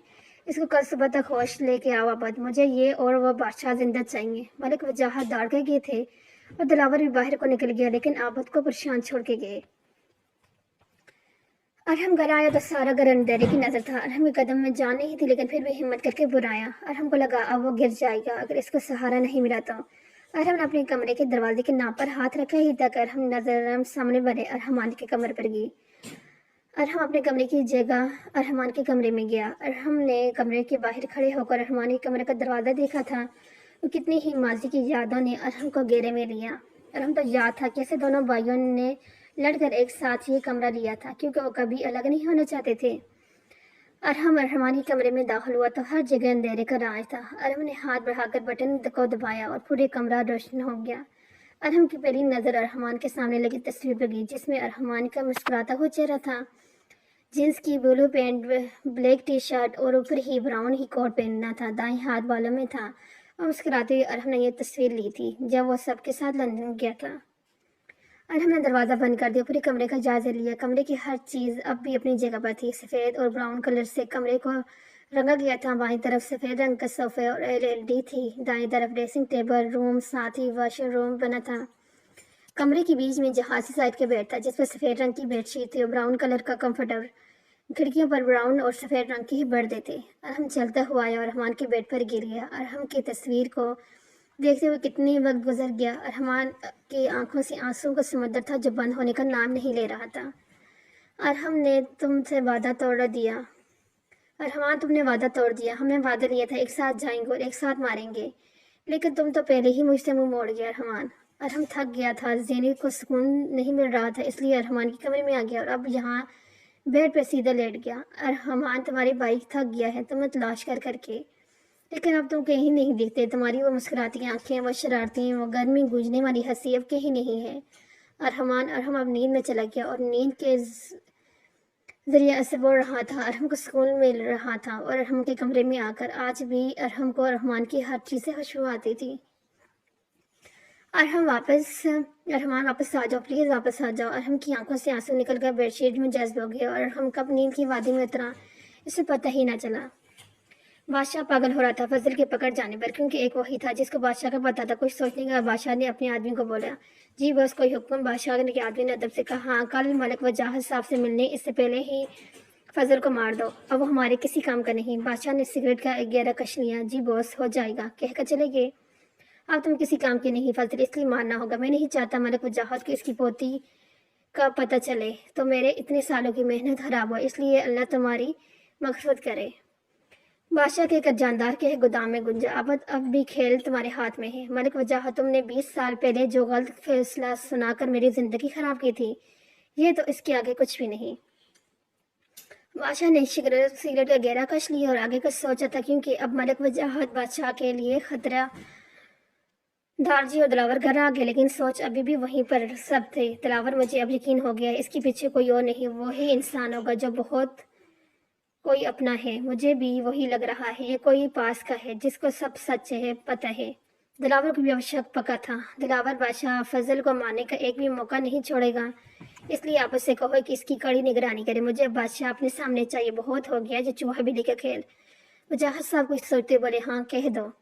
दिलावर ने यकीन दिया, क्या हुआ वजाहत, आज थक गए हो लग रहा है। हाँ, आज जो हुआ हमारे ख्वाब में भी नहीं था सोचा था। अरहम अपने बदले की आग में इतना अंधा हो गया कि मरीम की इज्जत की भी परवाह नहीं की। बीवी थी इसकी, एक बार बदले से हट कर देखता, लेकिन नहीं, अपनी करता गया। रबाया से शादी का कहा, हम मान गए, लेकिन मरीम को मारना, औरतों की तजलील करना हमने अपने पौधे को नहीं सिखाया था। दिलावर, मलिक वजाहत को आज दुख हुआ अरहम की मरीम के साथ सलूक देखकर। जो किस्मत में हो ही मिलते हैं वजाहत, अरहम ने खुद अपनी किस्मत की लकीरों को ख़त्म किया है। मरीम को इसने अपने इंतकाम की आग में जलाया है, लेकिन वह पागल भूल गया, ये आग इसको भी ख़त्म कर देगी। तुमने अरहम को देखा नहीं था कि इसे तलाक के लफ्ज़ से तेरी तरफ बेयकीनी से देख रहा था, लेकिन ज़ैनब की बेवफाई की वजह से अरहम ने खुद आग लगी है। अब बस दुआ है अरहम को अकल आए और मरीम से माफ़ी मांग ले। कम अज कम अपने आपको मुजरम तो नहीं समझेगा। अगर अभी भी वही अकड़ है तो कुछ नहीं कर सकता। दिलावर कहकर चुप हो गया। मरीम सुबह जल्दी उठ गई थी। वज़ू करके नमाज की अदा की और कुरान पाक लेकर पढ़ने लगी। नूर नमाज अदा करके मरीम कमरे में चली आई। नाब को माँ का दरवाज़ा खोला तो अंदर देख तो मरीम कुरान पाक की तिलावत कर रही थी। नूर चुप करके मरीम के पास आके बैठी और जब तक मरीम ने तिलावत की, नूर खामोशी से आंखें बंद करके मरीम को सुनती रही। मरीम ने कुरान पाक को बंद करके चूमा और वापस रखकर नूर की तरफ देखा, जो मरीम को देखकर मुस्कुरा रही थी। आप कितनी अच्छी और मीठी आवाज़ में कुरान की तिलावत करती हैं, दिल करता है सुनती ही रहूं। नूर ने अपने दिल में से बात बोली। नूर, ये तो अल्लाह के दीन है, जिसको दे इसे तिलावत करवाते हैं। हम तो गुनाहगार इंसान हैं, लेकिन अल्लाह सबके दिलों के राज जानते हैं। ये तो सही कहा। तो चले नीचे, नाश्ते के लिए सब इंतजार कर रहे होंगे। मरीम को जैसे मुस्कुराहट चलेगी। नूर, मैं इद्दत में हूँ। नूर को अब अपनी गलती का एहसास हुआ कि जल्दी जल्दी में क्या बोल गई। कमरे में बिल्कुल खामोशी थी। अभी कुछ मिनट थे कि मेहरुन्निसा मरीम और नूर का नाश्ते लेकर कमरे में आई। दोनों मेहरुन्निसा को देखे हैरान आई। मम्मा, आप नाश्ते लेकर यहाँ? नूर ने पूछा था। हाँ, मेरी दोनों बेटियाँ ऊपर कमरे में थी, भूखा तो नहीं रख सकती थी ना, इसलिए तुम दोनों का नाश्ता यहाँ ले आई। मेहरुन्निसा बेगम ने दोनों को मोहब्बत से देखा था। मरीम को मेहरुन्निसा की हर बात से अपनी माँ की याद आ रही थी। कब आंखों से आंसू आए, मरीम को इस बात के लिए नहीं हुआ। मेहरुन्निसा मरीम को रोते देखकर परेशान हो गई। मरीम, बच्चे आप रो क्यों रही हो? मेहरुन्निसा को मरीम का रोना तकलीफ दे रहा था। कुछ नहीं, बस ऐसी ही। मरीम सर झुका गई। मेहरुन्निसा ने मरीम की तकलीफ नहीं दिखेगी, इसलिए कमरे से बाहर चली गई। और हम अभी सो रहा था जब सूरज की रोशनी पर्दा से छन छन करती कमरे में आ रही थी। और हमको सूरज की रोशनी की वजह से जाग आई थी। और हमने अपने आप को रहमान के कमरे में देखकर कोई हैरत नहीं हुई थी। और हमको अब सर में शदीद दर्द हो रहा था, इसलिए उठकर अपने कमरे में आ गया और ड्रेसिंग रूम में चला गया। ऑफिस के लिए कपड़े निकाल कर रखे ही थे कि दाड़ की आवाज़ पर दरवाज़ा खुला।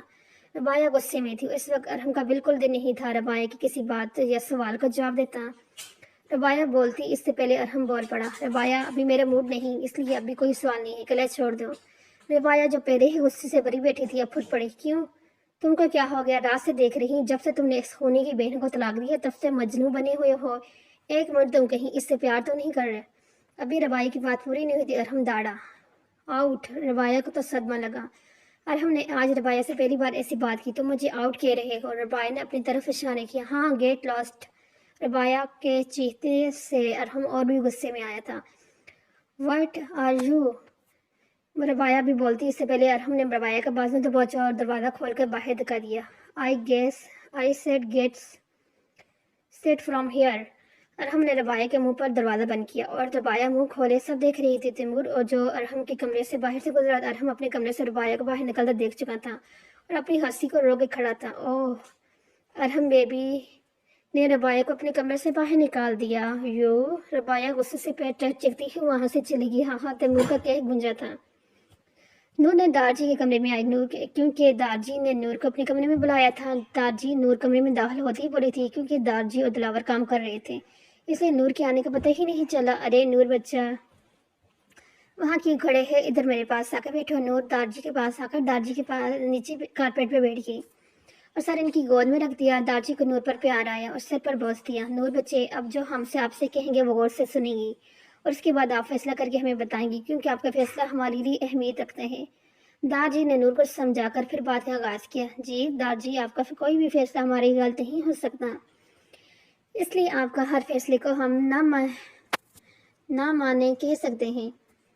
नूर ने अदब से कहा। बच्चे पहले सुन तो लो, जवाब फिर देते जाना। दारजी ने समझ आया। जी दारजी बोले। बेटा, अब आपकी शादी की उम्र होगी। हमने आपका रिश्ता दिलावर के पोते से तय कर दिया है। आज शाम आपका इससे निकाह पढ़ा दिया जाएगा। घर वालों को तो हम पहले ही फैसले से एतराज़ नहीं है, अब आप अपने फैसले से क्या करते हैं हमें? नूर तो पहले झटका ही लगा था, लेकिन फिर अपने दिल व दिमाग और दारजी के फैसले पर हाँ कर दी اپنے کمرے میں چلے گئی۔ دلاور ہاں سب دیکھ رہا تھا۔ نور کے جاتے ہی وجاہت سے بولا، وجاہت نور کو نام تو بتا دیتے، اس لیے نکاح کس سے ہو رہے؟ او ہاں میں تو کام کے چکر میں نام لینا تو بھول ہی گیا۔ داجی نے ماتا مسئلہ، پھر صحیح کہتا ہے، تو بڑا ہو گیا ہے، مان جا، دلاور خان نے کہا۔ ابے چٹ، بڑا ہوگا تو میں ابھی اپنی پوتی کی شادی میں ڈانس کروں گا، پھر تو دیہان سے کہیں کمر لچک ہی نہ جائے۔ دلاور خان کے کہہ گونجا، ہاں ہاں چلا چلا، اتنا بھی کمزور نہیں ہوں، شیر ہوں شیر۔ دار جی نے بھی چھیڑ کر کہا، ہاں ہاں۔ اب دلاور خان ہنسی کی وجہ سے اپنے آپ کو کنٹرول کر رہا تھا۔ فضل کو عابد کے سیل میں رکھا تھا اور سیکورٹی کو تنگ کر دیا، پولیس کے آدمی ہی اندر جا سکتے تھے۔ فہد نے فضل کو مار کر حشر کر دیا تھا، لیکن وہ تھا کہ کچھ نہیں بول رہا تھا۔ حامد اور اس کے گھر والوں کو تو یہ خبر کسی بم سے کم نہیں تھی۔ حامد کو یقین نہیں آ رہا تھا کہ اس کا چاچا ایسا ہو سکتے ہیں۔ عابد نے بھی عثمان جہانگیر کے گھر جا کر عدیل کو گرفتار کر لیا۔ عدیل کو بھی مار کے پوچھا جا رہا تھا، لیکن دونوں باپ بیٹے کے منہ سے کچھ نہیں نکلا۔ عابد نے عدیل کو بہت مارنے کے بعد بس اتنا پتہ چلا تھا کہ وہ اپنے باپ کے کہنے پر ڈرگس اور لڑکیوں کو سپلائی کرتا تھا، اور مریم سے رشتہ کرنے کے بعد ایک عربی کو بیچنے کی ڈیل کی تھی جو ارحمان کو پتہ چل گئی تھی، اس لیے اس کو ہمیں مارنا پڑا۔ اس سے آگے میں کچھ نہیں جانتا کہ یہ لاکٹ کیس کا ہے۔ عابد کا کہ دل کیا کہ آگ لگا دے عدیل کو، اس کے باپ کو اتنا غلط کام کرتے تھے۔ بادشاہ اب خود باہر آ گیا تھا کیونکہ سب کام خراب ہو رہے تھے۔ کام کے آدمی کو عابد نے گرفتار کر لیا تھا اور وہ کسی پہ سے بھروسہ نہیں کر سکتا تھا۔ کل ہی ایک آدمی بادشاہ کے پاس کام کے لیے آیا تھا۔ بادشاہ نے سارا پتہ لگا کر رکھا تھا کہ یہ کسی سے ملا ہوا تو نہیں ہے۔ جب سب صحیح لگا تو بادشاہ نے رکھ لیا اور کام بھی دے دیا، لیکن بادشاہ نہیں جانتا تھا اللہ نے اس کی رسی کھینچ لی ہے۔ وہ بہت جلد منہ کے بل کرنے والا تھا۔ بادشاہ نے اپنے آدمی کو کہہ دیا تھا کہ آج رات ملک ویلا جانا ہے، اس کی تیاری بھی شروع کر دی تھی۔ آ رہا ہوں وجاہت، 20 سال پہلے کا بدلہ لینے۔ ہاں بادشاہ کا کہہ لگا تھا۔ مریم اپنے کمرے میں تھی، اپنے کمرے سے ملک والا کے لون کو سجا ہوا دیکھ رہی تھی۔ مہرنسان نے مریم کو بھی آج ہی نور کے نکاح کا بتایا تھا۔ مریم اپنے سوچوں میں تھی کہ مہرنسا کمرے میں آئی۔ مریم بیٹا آپ یہاں کیا کر رہی ہیں؟ ادھر آئیں، میری بات سنیں۔ مریم آ کر مہرنسا کے ساتھ صوفے پہ بیٹھ گئی۔ مریم جانتی ہوں آپ اس وقت بہت تکلیف سے گزر رہی ہیں، اور میں آپ کی تکلیف کو سمجھ سکتی ہوں کیونکہ میں بھی ایک ماں ہوں اور اپنی بیٹی کو تکلیف میں نہیں دیکھ سکتی۔ مریم مہرنسا کی باتوں سے رونے لگی۔ جب صبر ٹوٹ گیا تو مہرنسا نے مریم کو اپنے ساتھ لگایا اور مریم کو کھل کے رونے دیا۔ نور بھی مریم کے کمرے میں آ گئی اور مریم کو روتا دیکھ بھاگ کر مریم کے پاس آئی۔ ماما آپ کو کیا ہوا؟ نور نے پریشان سے بولا، کچھ نہیں نور، بس مریم اپنے دل کا درد نکل رہی ہے۔ تم دونوں کے کپڑے میں نے رکھ دیے ہیں، اس لیے آج رات وہی پہنوں گی۔ پر مریم کچھ بولتی اس سے پہلے مہرنسا نے روک دیا، بیٹا آپ کے کب تک کمرے میں قید رہو گی؟ اس لیے آپ کا نور کے نکاح کے وقت اس کے ساتھ رہنا۔ مہرنسا بیگم تو کہہ کر چلی گئی، لیکن مریم اب سوچ میں پڑ گئی تھی۔ نور الگ پریشان تھی، جس سے اس کا نکاح ہے وہ کون ہے، کیا کرتے ہیں، کیسا ہوگا؟ دونوں اپنی سوچوں میں ڈوب گئی کہ ملازم نے بیوٹیشین کے آنے کا بتایا۔ نور میڈم تیار ہونے کے لیے چلے گی۔ مریم کو بھی اپنے ساتھ کمرے میں سے لے کی تھی۔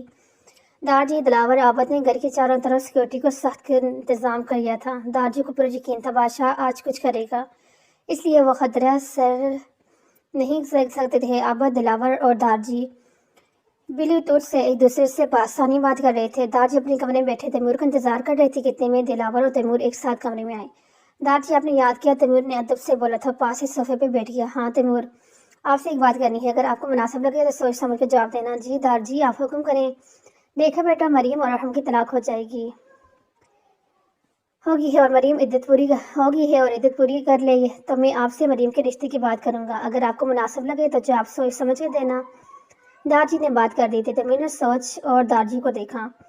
دارجی مجھے مریم پسند ہے، مجھے اس رشتے سے کوئی اعتراض نہیں ہے، لیکن ایک بات مریم کی مرضی پوچھیے گا، میں مریم کی خواہش پر ہی یہ رشتہ کرنا چاہوں گا۔ تیمور ادب و احترام کے دائرے میں رہ کر بات کا جواب دیا اور دارجی سے اجازت لے کر باہر چلا گیا۔ دارجی نے اس دن کے بعد مریم کو سامنا نہیں کیا، اتنی ہمت ہی نہیں تھی۔ دارجی کی نظر کیا ارحم نے تو سر ہی جھکا دیا تھا ان کا۔ یوسف صاحب اور یاسر صاحب نے اپنی گراری میں میلے والے کے لون کو سجایا۔ لون میں سفید، پیلے اور نارنجی رنگوں سے پردے لگائے گئے تھے، ساتھ ہی لائٹنگ اور چھوٹے چھوٹے آئینے کی ڈوریاں تھیں۔ ہر جگہ جھولا رکھا تھا، ایک جگہ جھولا رکھا تھا جس کو پھولوں سے خوبصورتی سے سجایا گیا۔ یہ جھولا ارحم اور رباعیہ کے لیے تھا۔ دوسری طرف سفید صفحہ رکھا تھا جس پر عابد اور نور کو بٹھایا جانا تھا۔ ارحم آفس سے جلدی آ گیا تھا۔ زینب بیگم نے ربایا سے بدتمیزی سے بات کرنے کی وجہ پوچھی تو کوئی جواب نہیں دیا، اٹھ کر اپنے کمرے میں آ گیا۔ اپنے کمرے سے باہر لون کے سے انتظام دیکھ رہا تھا۔ جیسے جیسے وقت گزر رہا تھا ارحم کا سانس بند ہو رہا تھا۔ ارحم کو لگ رہا تھا کسی نے اس کی سانس بند کر دی ہے۔ ابھی یہ سب سوچ رہا تھا کہ تیمور ارحم کے کمرے میں آیا۔ ارے تم ابھی تک تیار نہیں ہوئے؟ ارحم، مہندی کی رسم اور نور کا نکاح آج کے دن ہے میرے بھائی، چل جلدی سے تیار ہو۔ تیمور یہ کہتا ہوا ارحم کے الماری سے آج کے فنکشن کا سوٹ نکال رہا تھا۔ جب واپس کمرے میں آیا تو ارحم کو وہیں کھڑا دیکھا تو جا کر ارحم کے کندھے پر ہاتھ رکھا۔ تیمور، مجھے لگ رہا ہے میرا سانس بند رہا ہے، کیا کروں؟ ارحم تیمور کو بتا کر موڑ گیا۔ تیمور سمجھ گیا کہ ارحم کا فیصلہ اس کے لیے پھانسی کا پھندا بن گیا ہے۔ ارحم، میں جانتا ہوں اللہ نے تم کو بہت پیارے سے رشتے میں باندھا تھا، مریم کی شکل میں، جس کو تم نے کبھی بیوی کا درجہ نہیں دیا، بس ہونی کی بہن کہہ کر اپنے ذہن میں بیٹھا لیا تھا۔ تم نے انتقام کی آگ لگائی تھی اپنے آگے، جس سے تم کچھ اور دیکھ نہیں پا رہے تھے۔ کبھی تم نے اس کو سمجھا وہ کیسی ہے؟ کیا وہ تم سے ڈرتی ہے؟ اگر ڈرتی بھی ہے تو کیوں؟ ارحم، تمہارے سامنے سچ آ گیا تھا ارحم کی ڈائری کی صورت میں، لیکن تم نے اپنی آنکھوں پر پٹی باندھ لی تھی۔ جو تم نے اس دنیا میں اس کی تدلیل کی اور وہ کیا کم تھی، اور پھر اپنی غلطی کا ماننے کی جگہ تم نے اس کو نشانہ بنایا۔ تم نے خود اپنی اللہ کی رحمت سے منہ موڑا۔ تب سانس بند ہوگا نا؟ ابھی بھی وقت ہے، معافی مانگ لے، ہو سکتا ہے تیرے دل کو سکون مل جائے۔ ارحم، تیمور کی ہر بات تیر کی طرح اپنے دل پر چبھی تھی۔ چل اب اٹھ، تیار ہو۔ میں بھی جا رہا ہوں تیار ہونے۔ تیمور جا رہا تھا کہ واپس مڑا۔ ارحم، دعا کروں گا تیرے آنے والی زندگی خوشی بھری ہو۔ تیمور کہہ کر چلا گیا۔ ارحم بھی مارے قدم سے فریش ہونے چلا گیا۔ دلاور خان آج عابد کے گھر آ گئے تھے اور سر پکڑ کے بیٹھے تھے، کیونکہ وہ دونوں لڑکے ان کی ایک نہیں سن رہے تھے۔ حامد نے داڑھی اور مونچھیں لگا کر اپنا آپ کو چینج کیا تھا تاکہ کوئی پہچان نہ لے، اور عابد صاحب ابھی بھی کام کر رہے تھے، کوئی بات سننے کے موڈ میں نہیں تھا۔ ارے عابد، جلدی کر، تیار ہو، آج تیرا نکاح ہے بھائی، ابھی تک کام میں لگا ہوا ہے۔ دلاور خان نے حامد کو دیکھا تھا اور پھر عابد کو آہر تنگ آ کر بولے تھے۔ عابد، آخر بار پوچھ رہا ہوں، تم تیار ہو رہی ہو کہ نہیں؟ دادا جان، بس یہ عابد کی بات منہ میں ہی رہے گی، کیونکہ دلاور خان نے گن نکال کر عابد کے سر پر رکھی۔ تمہارے پاس 15 منٹ ہیں عابد، جا کر تیار نہیں ہوا تو مجھ سے برا کوئی نہیں ہوگا۔ حامد کی تو ہنسی ہی نہیں رک رہی تھی۔ عابد کا منہ کھل گیا تھا اپنے دادا کو ایسے کرتے دیکھ کر، اس لیے چپ کر کے اٹھ گیا اور جا کر تیار ہوا۔ اگلے 15 منٹ میں عابد تیار کھڑا تھا۔ عابد دلاور خان کے پاس آیا۔ دلاور خان نے اپنے پوتے کے سر پر بوس دے کر دونوں کو نیچے آنے کا کہہ کر چلے گئے تھے۔ پہلی بار کسی نے دیکھا ہوگا کوئی دولہا گن پوائنٹ پر تیار ہوا تھا، حامد کہہ کر پھر باہر بھاگ گیا اور عابد اس کے پیچھے۔ رک حامد کے بچے، عابد نے اس کی آواز لگائی۔ ملک ویلا لائٹوں کی وجہ سے آج بھی خوبصورت لگ رہا تھا۔ مہمانوں کا استقبال یوسف صاحب اور یاسر صاحب کر رہے تھے۔ سب مہمان آ گئے تھے، اس لیے اب دونوں بھائی اندر کے انتظام دیکھ رہے تھے۔ زینب بیگم مہنسا بیگم نوٹنوں کے ساتھ باتوں میں لگی تھی کہ ڈھول کی تھاپ پر ارحم کے دوست اور تیمور بھنگڑے کرتے اندر آ رہے تھے۔ ارحم کے چہرے پر مسکراہٹ کی کوئی رمق نہیں تھی۔ ارحم کو یاد آیا کیسے ارحمان ہر بار بھنگڑے کرنے کی بات کرتا تھا، دونوں ہنس دیتے تھے۔ ارحم اور تیمور نے سفید شلوار قمیض بلیک ویسٹ کوٹ پہنی تھی، جس پہ دونوں ہی داغ وجی لگ رہے تھے۔ ارحم کے گلے میں مہندی کی مناسب سے دوپٹہ تھا، تیمور نے پیلے رنگ کا لیا تھا۔ ارحم لون میں بنے صوفے پر جا کر بیٹھ گیا۔ زینب بیگم نے کتنی ہی بلائیں لی تھی، وجاہت ملک بھی اپنے پوتے کو دولہے کے روپ میں دیکھ کر خوش تھے، لیکن ارحم کے چہرے کو اداسی دیکھ چکے تھے، پر اب کچھ نہیں بچا تھا۔ تھوڑی دیر بعد دلاور خان اور عابد بھی آ گئے تھے۔ عابد بھی کسی سے کم نہیں لگ رہا تھا، سفید شلوار قمیض میں غضب ڈال رہا تھا۔ عابد سب سے مل کر دارجی اور دلاور خان کو اشارہ کر کے چلا گیا تھا اور پیچھے کے دروازے حامد کو اندر آنے کو کہا تھا۔ سچ کچھ ہی دیر میں ربایا کو زینب بیگم اور ربایا کی ماں لے کر آئی تھی۔ ربایا مہندی کے ڈریس میں اچھی لگ رہی تھی۔ ربایا نے پیلے رنگ کی فراک پہنی تھی جس پر بری کام ہوا تھا اور سویٹ سلک سے دوپٹہ لیا گیا تھا۔ لال رنگ کے دوپٹے کے سائے میں ربایا کو ارحم کے ساتھ بٹھایا گیا۔ سب مہمانوں نے دل سے تعریف کی تھی۔ ربایا ابھی بھی ارحم سے ناراض تھی۔ ارحم نے ایک بھی بار اسے نہیں منایا تھا۔ ارحم کو جیسے دنیا کی ہوش ہی نہیں تھی، وہ تو کچھ کہتا کرتا کچھ جا رہا تھا۔ داجی نے یوسف صاحب یاسر صاحب کو پہلے نکاح کرنے کا حکم دیا، پھر مہندی رسم کرنے کا، اس لیے سب مرد اب نکاح کے لیے ایک ساتھ جمع ہو گئے۔ مولوی صاحب نے نکاح پڑھنا شروع کیا۔ عابد سلیم بنت ہوا سلیم خان، آپ کا نکاح نور یاسر ملک سے 1,00,000 روپے حق سکھ راج وقت ان گواہوں کی موجودگی میں طے کیا گیا۔ اب قبول ہے، یہ نکاح نہیں ہو سکتا۔ ابھی عابد بولا ہی تھا کہ اس سے پہلے دلاور خان کی آواز گونجی۔ عابد تو اپنے دادا کی بات پر شوق سے بھرا ہو گیا۔ ملک وجاہت بھی حیران تھے کہ دلاور کا کیا ہوا، نکاح روک دیا۔ دلاور خان اسٹیج پر آئے تو سب ہی حیران پریشان نظروں سے دیکھ رہے تھے۔ دلاور یہ ابھی ملک وجاہت بولے، اس سے پہلے دلاور خان بول پڑا تھا، پہلے مجھے اس کھوٹے سے وعدہ لینا چاہیے کہ یہ میری بیٹی کا خوش رکھے گا کہ نہیں تو میں نکاح نہیں ہونے دوں گا کھوتے سے۔ ملک وجاہت کا دل کیا دلاور کو اسی وقت گولی سے اڑا دے، اس لیے دلاور کو خون ہار نظروں سے دیکھ رہے تھے اور دلاور اپنی ہنسی روک رہا تھا۔ ملک وجاہت کی حالت دیکھ کر دوسری طرف عابد کو لگا آج اس کے دادا نے جان نکال ہی دی ہے جیسے، لیکن دلاور خان کی بات سن کر سبھی ہنس پڑے اور نکاح پھر شروع کیا۔ عابد سلیم بنت سلیم خان، آپ کا نکاح نور یاسر ملک سے 1,00,000 روپے سکہ راجوت ان گواہوں کی موجودگی میں طے کیے گئے۔ کیا قبول ہے؟ جی قبول ہے۔ عابد نے 3 بار جواب دے کر نکاح نامے پر سائن کیے اور پھر نور کے پاس گئے۔ وجاہت ملک پہلے ہی داخل ہوئے تھے اور یوسف صاحب، یاسر صاحب، ارحم، تیمور بھی اندر آئے تھے۔ ارحم کی تو آنکھیں جم گئی تھی مریم کو نور کے کمرے میں دیکھ کر۔ 3 دن کے بعد وہ مریم کو دیکھ رہا تھا۔ ملک وجاہت نے مولوی کو نکاح شروع کرنے کہا تو ارحم نے اپنی نظریں مریم سے ہٹائیں۔ نور یاسر ملک بنت یاسر ملک، آپ کا نکاح عابد سلیم سے 1,00,000 روپے سکہ راجوت ان گواہوں کی موجودگی میں طے کیے گئے ہیں۔ کیا آپ کو قبول ہے؟ نور تو 40 والٹ کا گرنٹ لگا عابد کا نام سن کر، کیونکہ وہ عابد کو پسند کرتی تھی، لیکن دارجی نے جب نکاح کا کہا تھا وہ نام نہیں لیا تھا تو دل کو ایک کونے میں رکھ کر ہاں کر دی تھی۔ ابھی تو نور اپنی سوچوں میں تھی کہ یاسر صاحب نے نور کے سر پر ہاتھ رکھا، مخاطب کے جس پر ہوش میں آئی، جی قبول ہے۔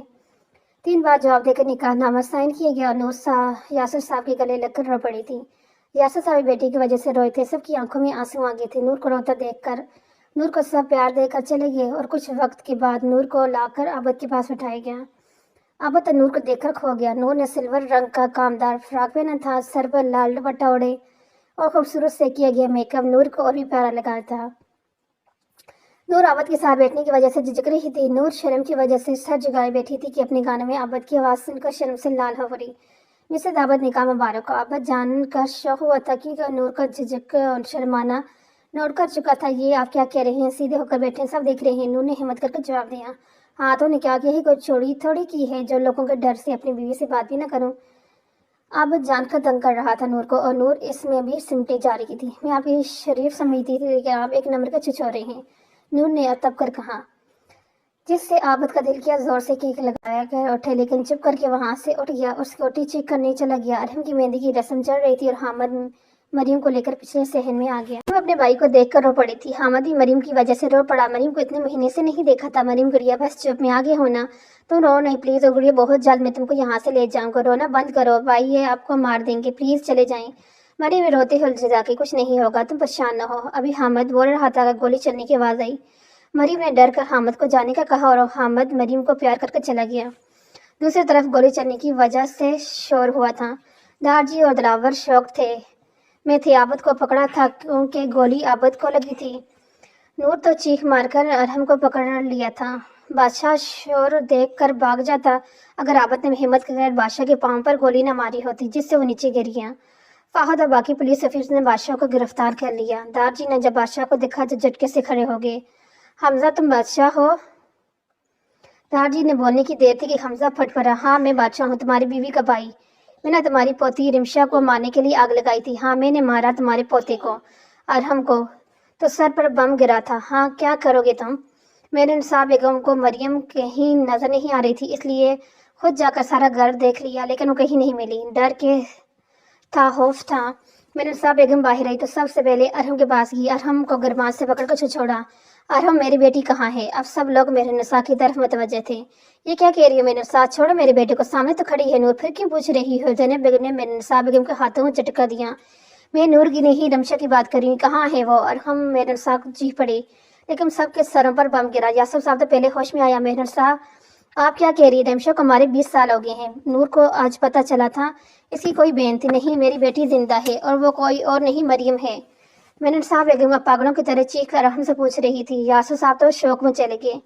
وجاہت ملک میرے نساء کے پاس آئے، میرے نساء بچے آپ بول رہی ہیں کہ آپ کو یقین ہے کہ مریم ہماری رمشا ہے؟ جی بابا سرکار، مریم ہی ہماری رمشا ہے، میں نے اپنی بچی کا لمس بھی جانتی ہوں، اگلے دن اس کے گھر جا کر سب پتہ کیا تھا، وہ اس کے ماں باپ نہیں ہیں، انہوں نے رمشا کو گود لیا تھا۔ یاسر میں نے سچ جاننے کے لیے DNA بھی کروایا تھا، وہ ہماری ہی بیٹی ہے، خدا کے لیے ارحم میری بیٹی کا بتا دو۔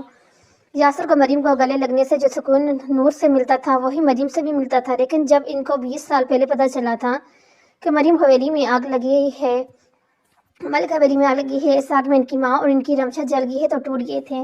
حمزہ ان سب کی باتیں سن رہا تھا تو کہہ لگا اٹھا، سب نے حمزہ کو دیکھا، ملک وجاہت میں نسا سچ کہہ رہی ہے، مریم ہی رمشا تیری پوتی ہے۔ اس دن جاگیر نے تمہاری بیٹی کو بچا لیا تھا اور میرا خون کھول گیا، اس لیے میں نے جہانگیر کو مار دیا تھا اور عثمان کو اپنے ساتھ ملا لیا تھا، یہ کہہ کر کہ تم نے جہانگیر کو مارا ہے، اس لیے وہ تم سے بدلہ لینے کے لیے مجھ سے مل گیا، اور جب جہانگیر کے بڑے بیٹے نے تمہاری پوتی کو گود لیا تو مجھے لگا میرا بدلہ اب پورا ہو گیا، لیکن نہیں، رمشا باہر بچ گئی تھی میرے ہاتھوں سے۔ ملک وجاہت غصے سے حمزہ کی طرف بڑھے اور پیر درد پہ تھپڑ مارے تھے۔ میں نے اس دن تم کو سزا دے کر غلطی کی تھی، تم کو تب ہی پولیس کے کو دے دینا چاہیے تھا۔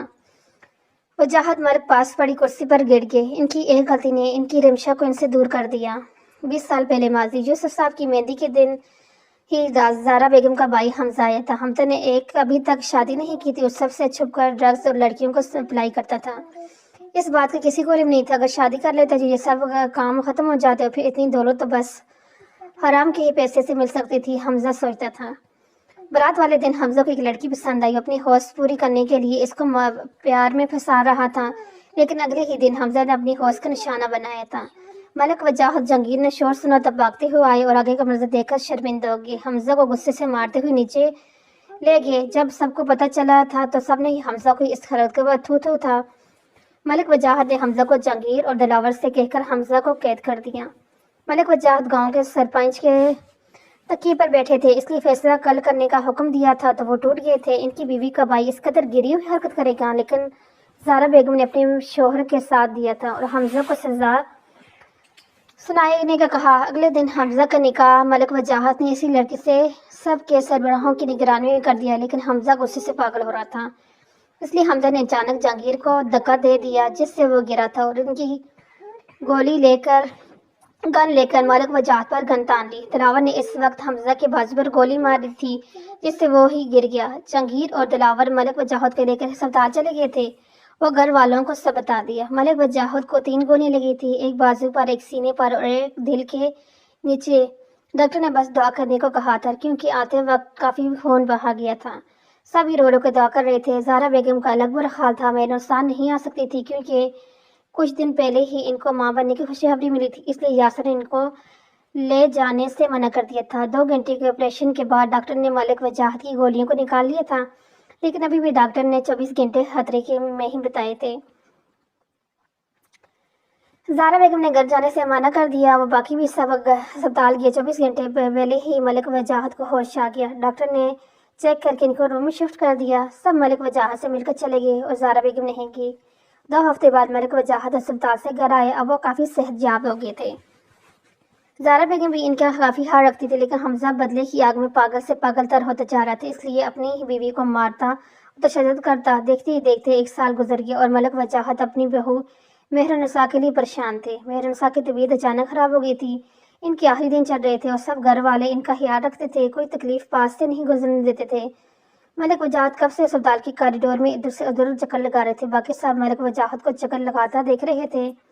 آج یاسر نے اپنی ماں سے پوچھے ہی لیا، ماں کیا ہمارے وقت پر بھی بابا سرکار اتنی پریشان ہوئے تھے؟ زہرا بیگم اپنی بیٹی کی بات سن کر کہہ لگا اٹھی اور ملک وجاہت نے بات سن لی تھی، اس لیے بیٹے کو گور کر دیکھا۔ بیٹا جی، آپ کے وقت اور بات تھی نا، تب یہ باپ بننے والے تھے، اب کی بات اور ہے کیونکہ اب یہ دادا بننے والے ہیں، تو اولاد کی اولاد زیادہ دل کے قریب ہوتی ہے۔ زہرا بیگم نے بات سن کر سب کی دبی دبی ہنسی ہنی دی۔ وجاہت آپ کیا خود ہی پریشان ہو رہے ہیں اور بچوں کو بھی کیا ہے، ایک جگہ سکون سے بیٹھ جائیں۔ ڈاکٹروں نے کہا ہے کوئی پریشانی کی بات نہیں، تو پھر آپ کیوں پریشان ہو رہے ہیں؟ ارے زہرا بیگم، ابھی وجاہت ملک بولتے اس سے پہلے ڈاکٹر بڑھائی۔ سب سے پہلے ملک وجاہت نے ہی پوچھا، میری بہو کیسی ہے اور بچہ؟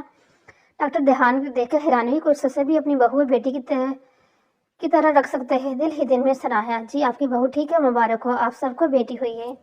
ملک وجاہت کو یقین نہیں ہو رہا تھا کہ ان کو اللہ نے پوتی دی سے نوازا تھے۔ ملک وجاہت کی دلی خواہش تھی کہ ان کی کوئی بیٹی ہو، لیکن اللہ نے ان کو نعمت سے نوازا تھا، لیکن دل میں ایک خلش سی باقی رہ گئی تھی۔ لیکن آج اللہ نے سن لی تھی اور ان کی پوتی دی تھی۔ ملک وجاہت تو خوشی سے سرشار ہو گئے تھے اور دلاور جہانگیر کو گاؤں بھر میں مٹھائی بانٹنے کو کہا تھا۔ مہرنسا کو روم میں شفٹ کیا گیا، نرس بچی کو لے کر آئی تو ملک وجاہت نے سب سے پہلے پکڑا تھا اور اس کے ننھے ننھے ہاتھوں کو اپنے ہاتھ سے چھوا۔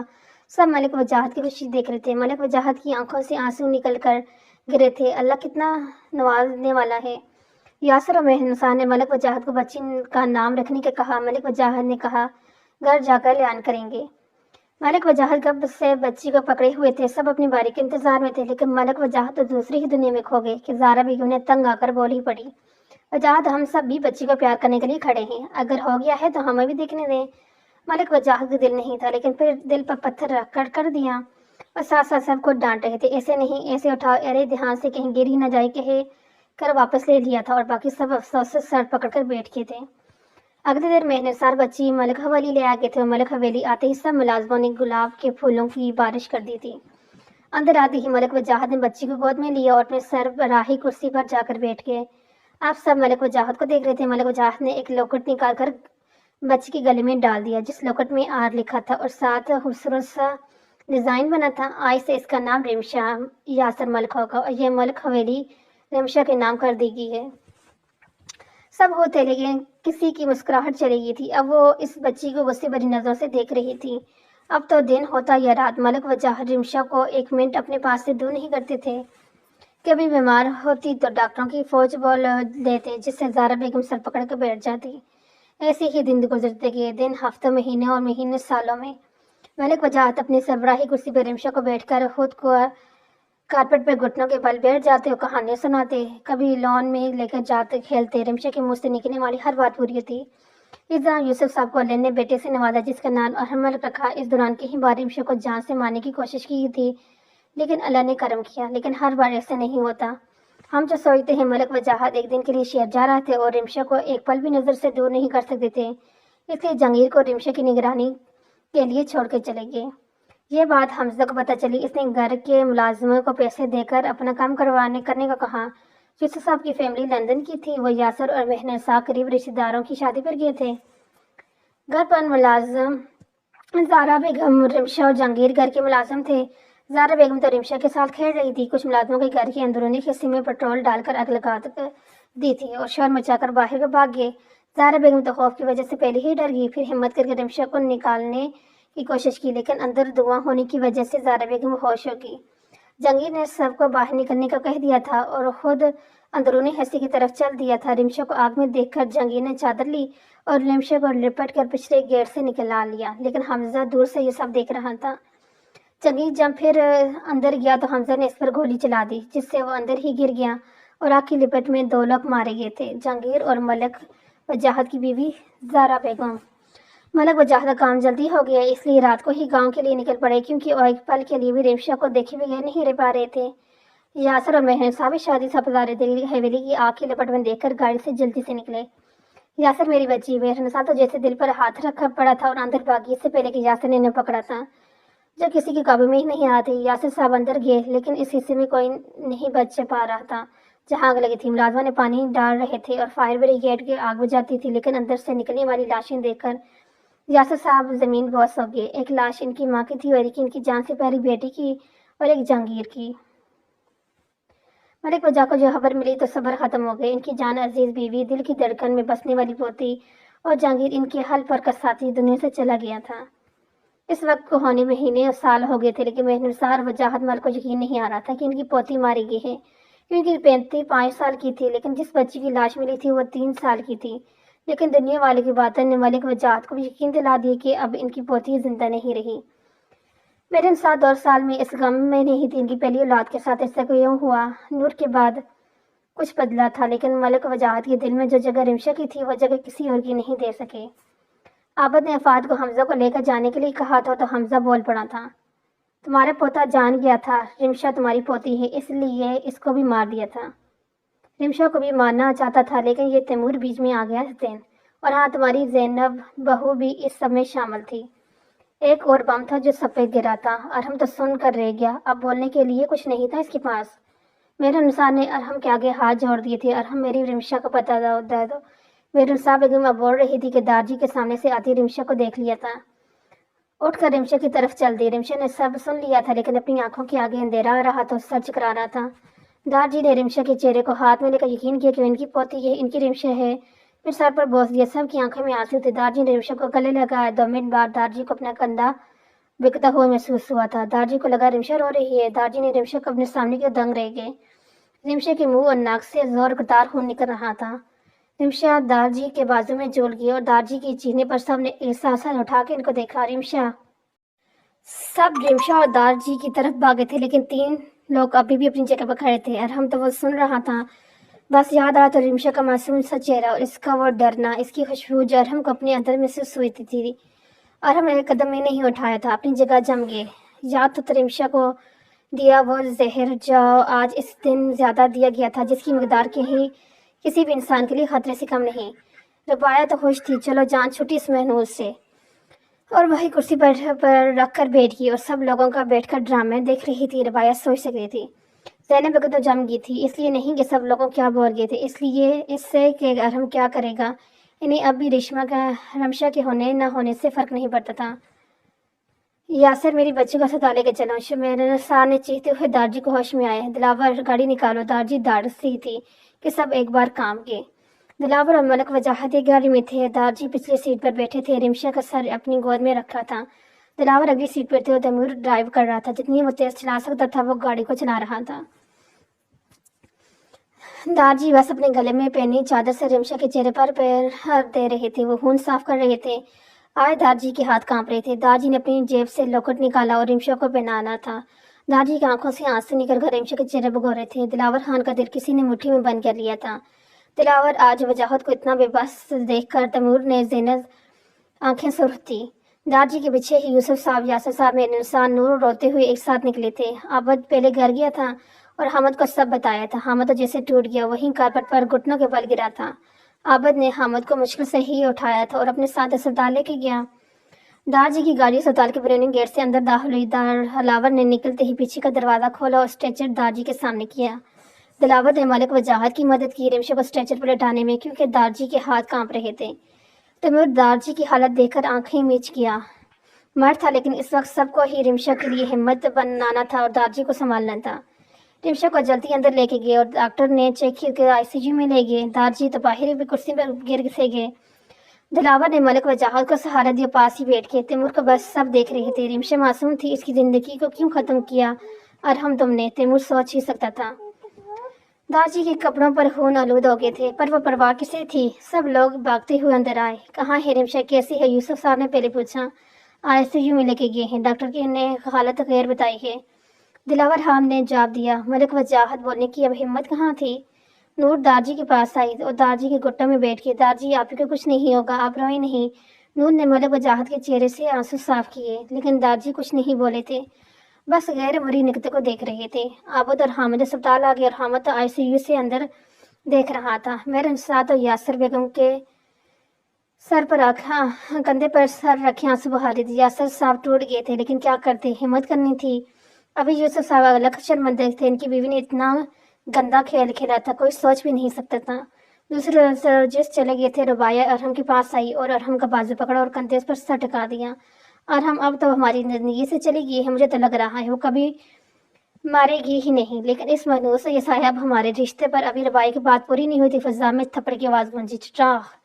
زینب بیگم منہ پر ہاتھ رکھ کے ارحم کی اس حرکت کو دیکھ رہی تھی۔ زینب بیگم کو ارحم سے خوف آ رہا تھا، کیونکہ ارحم کی آنکھیں زینب سے خون آلود ہو گئی تھی۔ زینب بیگم کو لگا تھا ابھی انہی آنکھوں سے خون نکلے گا۔ تھپڑ اتنی زور کا تھا، ربایا منہ کے بعد زمین پہ گری اور منہ زمین پہ لگنے سے ناک اور منہ سے خون نکل رہا تھا۔ ربایا نے جب مڑ کر ارحم کو دیکھا تو آج پہلی بار ارحم سے خوف آیا تھا ربایا کو۔ تم خود ایک عورت ہو نا، تو کیسے تم کسی کے بارے میں ایسا بول سکتی ہو؟ ہاں، میری غلطی تھی کہ میں نے تم جیسی عورت کو عزت دی جو اس عزت کے قابل نہیں تھی۔ تم مجھے اب پاس بھی مت دیکھنا، رشتہ ابھی میں تو یہیں ختم کرتا ہوں۔ ارحم بول نہیں داڑا تھا۔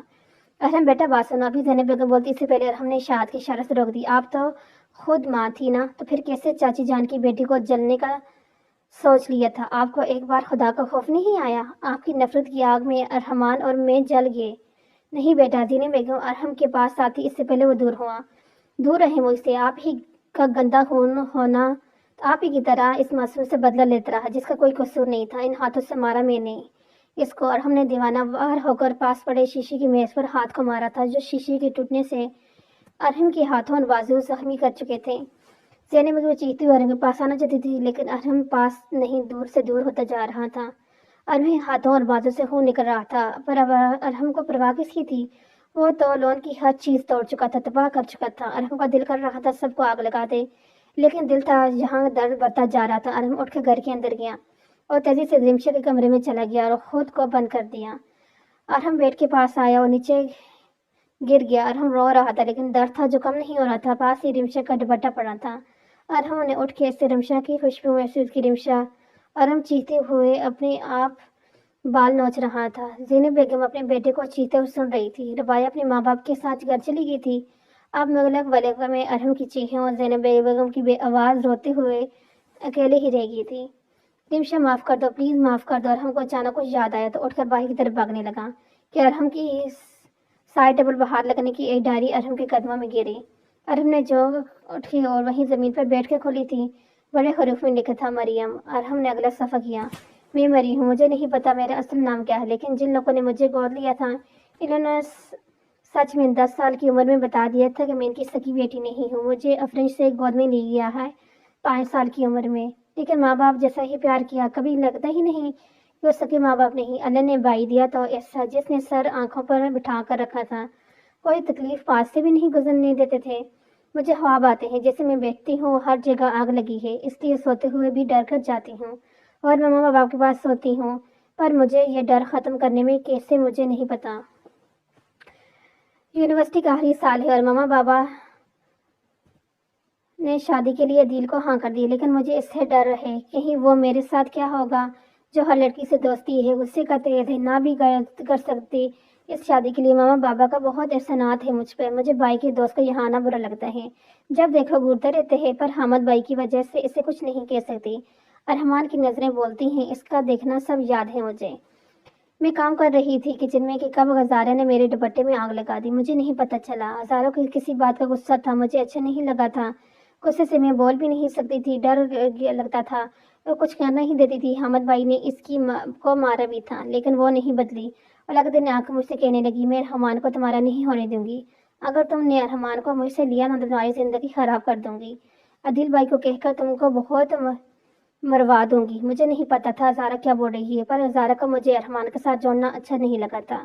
وقت گزر رہا تھا، شادی کا وقت قریب تھا، یونیورسٹی بھی اب نہیں جا سکتی تھی کہ حامد بھائی کی ساتھ ارحمان آیا تھا۔ پتہ نہیں دونوں کیا سوچ رہے تھے کہ دونوں چپ کر کے باہر چلے گئے، لیکن 12 گھنٹے بعد بھائی کا فون آیا کہ ارحمان کا قتل ہو گیا ہے۔ بھائی ڈر گئے تھے اس لیے گھر نہیں آئے۔ 2 دن بعد پولیس آئی اور حامد بھائی کو پوچھا اور چلی گئی۔ عثمان چاچا نے آخر رشتہ توڑ دیا تھا یہ کہہ کہ خونی کی بہن کو ہم اپنی بہو نہیں بنائیں گے۔ بابا اپنے بھائی کے سامنے بہت روئے، لیکن کسی نے رحم نہیں کیا۔ ارحم نے غصے سے ڈائری بند کر دی، دل کر رہا تھا زارا اور اس کی فیملی کو آگ لگا دے۔ ارحم نے ڈائری پھر سے کھول کر پڑھنی شروع کی۔ ہفتہ ہو گیا تھا اس واقعے کو، پھر سب کاموں میں لگ گئے۔ میں یونیورسٹی سے آئی تو گھر کے سامنے گاڑیوں کی لائن لگی تھی، اندر آ کر دیکھا تو کچھ لوگ بابا سے میرے نکاح کی بات کر رہے تھے۔ میں چھپ کر دیکھ رہی تھی، ارحم کے بھائی نے مجھے دیکھ لیا تھا۔ میں ڈر کے جانے لگی کہ اس کی آواز اور زہر بھرے الفاظ کانوں میں گونجے، یا حامد کے بھائی کو پتہ دے یا میرے نکاح پڑھوا دیں اپنی بیٹی سے۔ ماما بابا نہیں مانے۔ ارحم کے بھائی نے میری طرف قدم بڑھائے کہ ایک بوڑھے انکل نے وعدہ کیا کہ مجھے کچھ نہیں ہونے دیں گے، اور دیکھتے ہی دیکھتے میرا نکاح ارحمان کے بھائی سے کر دیا۔ بابا نے ہاتھ جوڑ کر معافی مانگی تھی اور اب میں ارحم کی بیوی بن گئی تھی، جس کی میں جانتی بھی نہیں تھی۔ ملک میرے تصور خاموشی سے گزرا تھا، لیکن زینب بیگم کے الفاظ تھے کہ جو تیر لگتے ہی جا رہے تھے۔ مجھے غنی کر دیا تھا، میرا قصور کیا تھا، میرے بھائی کا کیا قصور تھا؟ بھائی نے بتایا تھا انہوں نے فون نہیں کیا، لیکن کوئی سننے کو تیار نہیں تھا، اس لیے اپنے بھائی کو بچانے کے لیے نکاح کے پیپرز میں نے سائن کیے تھے اور سوچا تھا ارحمان کے بھائی کو سچ بتاؤں گی تو وہ میری سن لے گا، لیکن میرا مقدر میں کچھ اور ہی لکھا دیا گیا تھا۔ سب گاڑیوں سے اتر کر اندر چلے گئے، لیکن میں وہیں تھی جب زینب بیگم نے بیداری سے کھینچ کر باہر نکالا۔ مجھے لگا تھا ان کی انگلیاں میرے بازو میں ڈس رہی ہیں، ابھی کھینچ لیں گی تو گوشت نکل کر باہر رکھ دیں گی۔ دوسری طرف اسپتال میں ڈاکٹرز کب سے ICU میں تھے، کوئی باہر نہیں آیا تھا۔ رمشا کے لیے دعا کر رہے تھے۔ نور کب سے ڈر کے ساتھ لگی تھی، رو رہی تھی۔ آبد سے دیکھا نہیں گیا تھا، نور کے پاس آ گیا۔ آبد نے مخاطب کیا تو نور نے سر اٹھا کر دیکھا، پھر ویسے ہی پھر سر ڈھک لیا۔ آبد نور کی حالت کو دیکھ کر دل کو درد ہوا، اس لیے کندھے پر ہاتھ رکھ کے اسپتال سے باہر لے آیا، باہر پڑے بینچ پہ بٹھایا تھا۔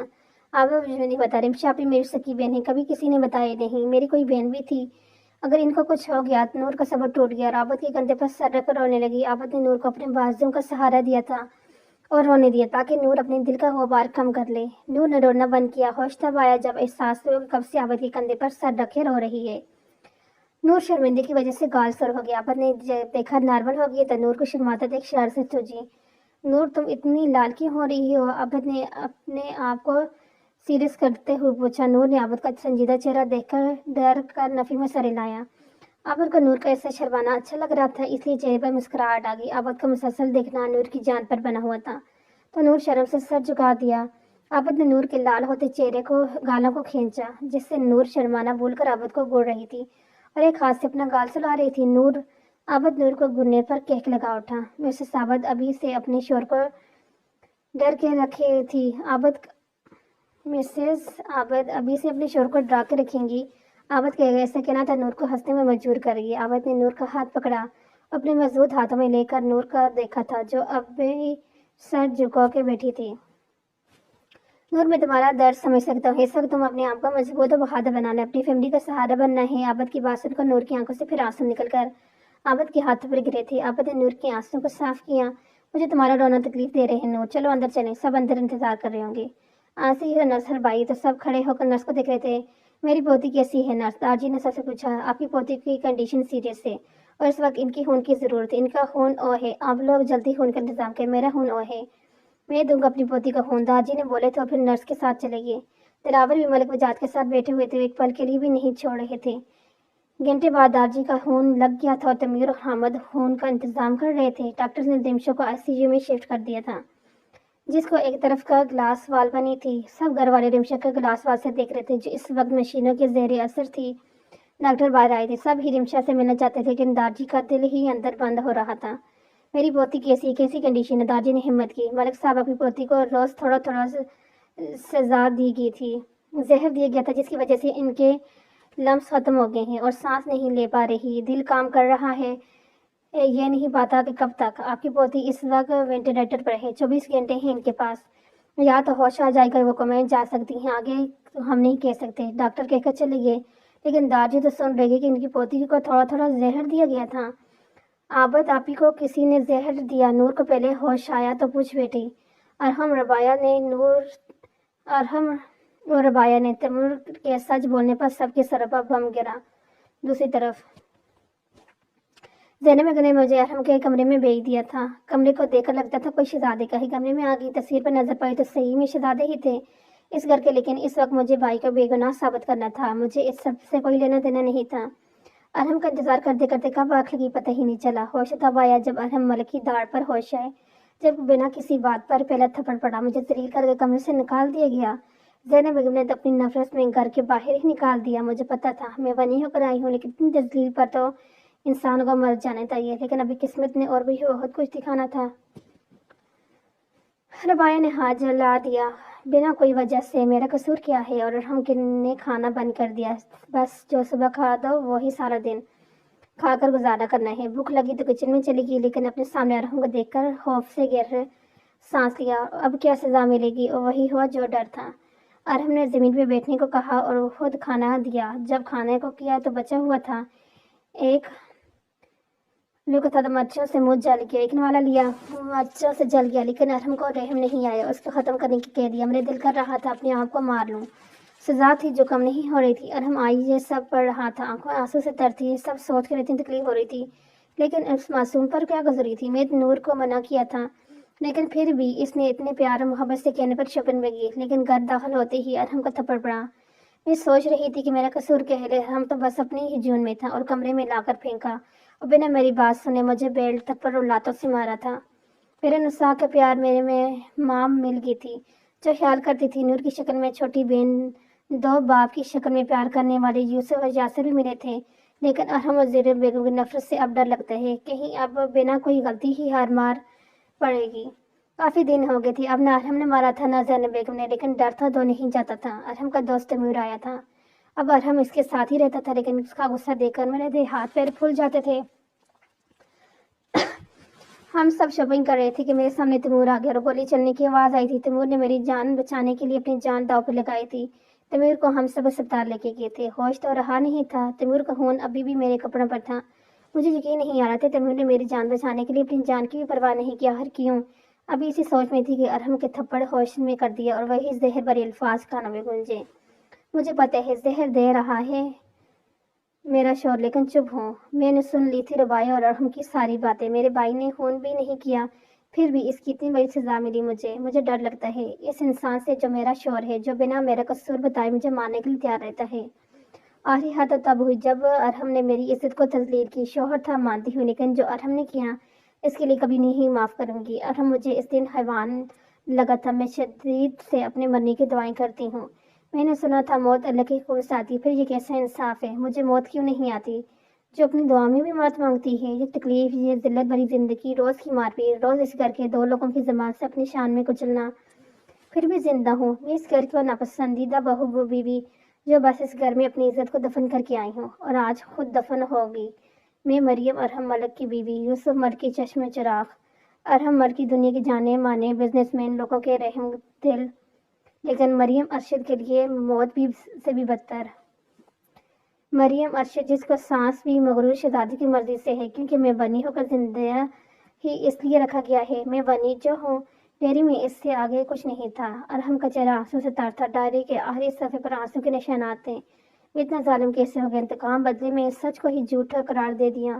ارحم کا دل کا درد بڑھتا جا رہا تھا۔ رمشا کچھ نہیں ہوگا تمہیں، میں کچھ نہیں ہونے دوں گا۔ ارحم جلدی سے اٹھا، اپنے آنسو صاف کیے اور نیچے بھاگا، لیکن زینب بیگم بیچ میں آ گئی۔ ارحم بیٹا کہاں جا رہے ہو اپنی ماں کو چھوڑ کر؟ ارحم نے ایک قہرآلود نظر اپنی ماں پر ڈالی اور ان سے مخاطب ہوا، آپ ماں کہلانے کے لائق نہیں ہیں۔ ارے آپ تو دوسروں کے ساتھ اپنے بچوں کو ہی کھا گئی۔ آپ کو یہ پیسہ دولت چاہیے تھی نا؟ میں اپنا سب آپ کے نام کرتا ہوں، لیکن آج سے آپ کا دوسرا بیٹا بھی مر گیا آپ کے لیے۔ نہیں ارحم بیٹا، زینب بیگم کی بات پوری نہیں ہوئی کہ ارحم باہر کو بھاگا تھا۔ ارحم گاڑی لے کر اسپتال کے لیے نکل گیا۔ اس وقت رمشا کے پاس ہونا ضروری تھا۔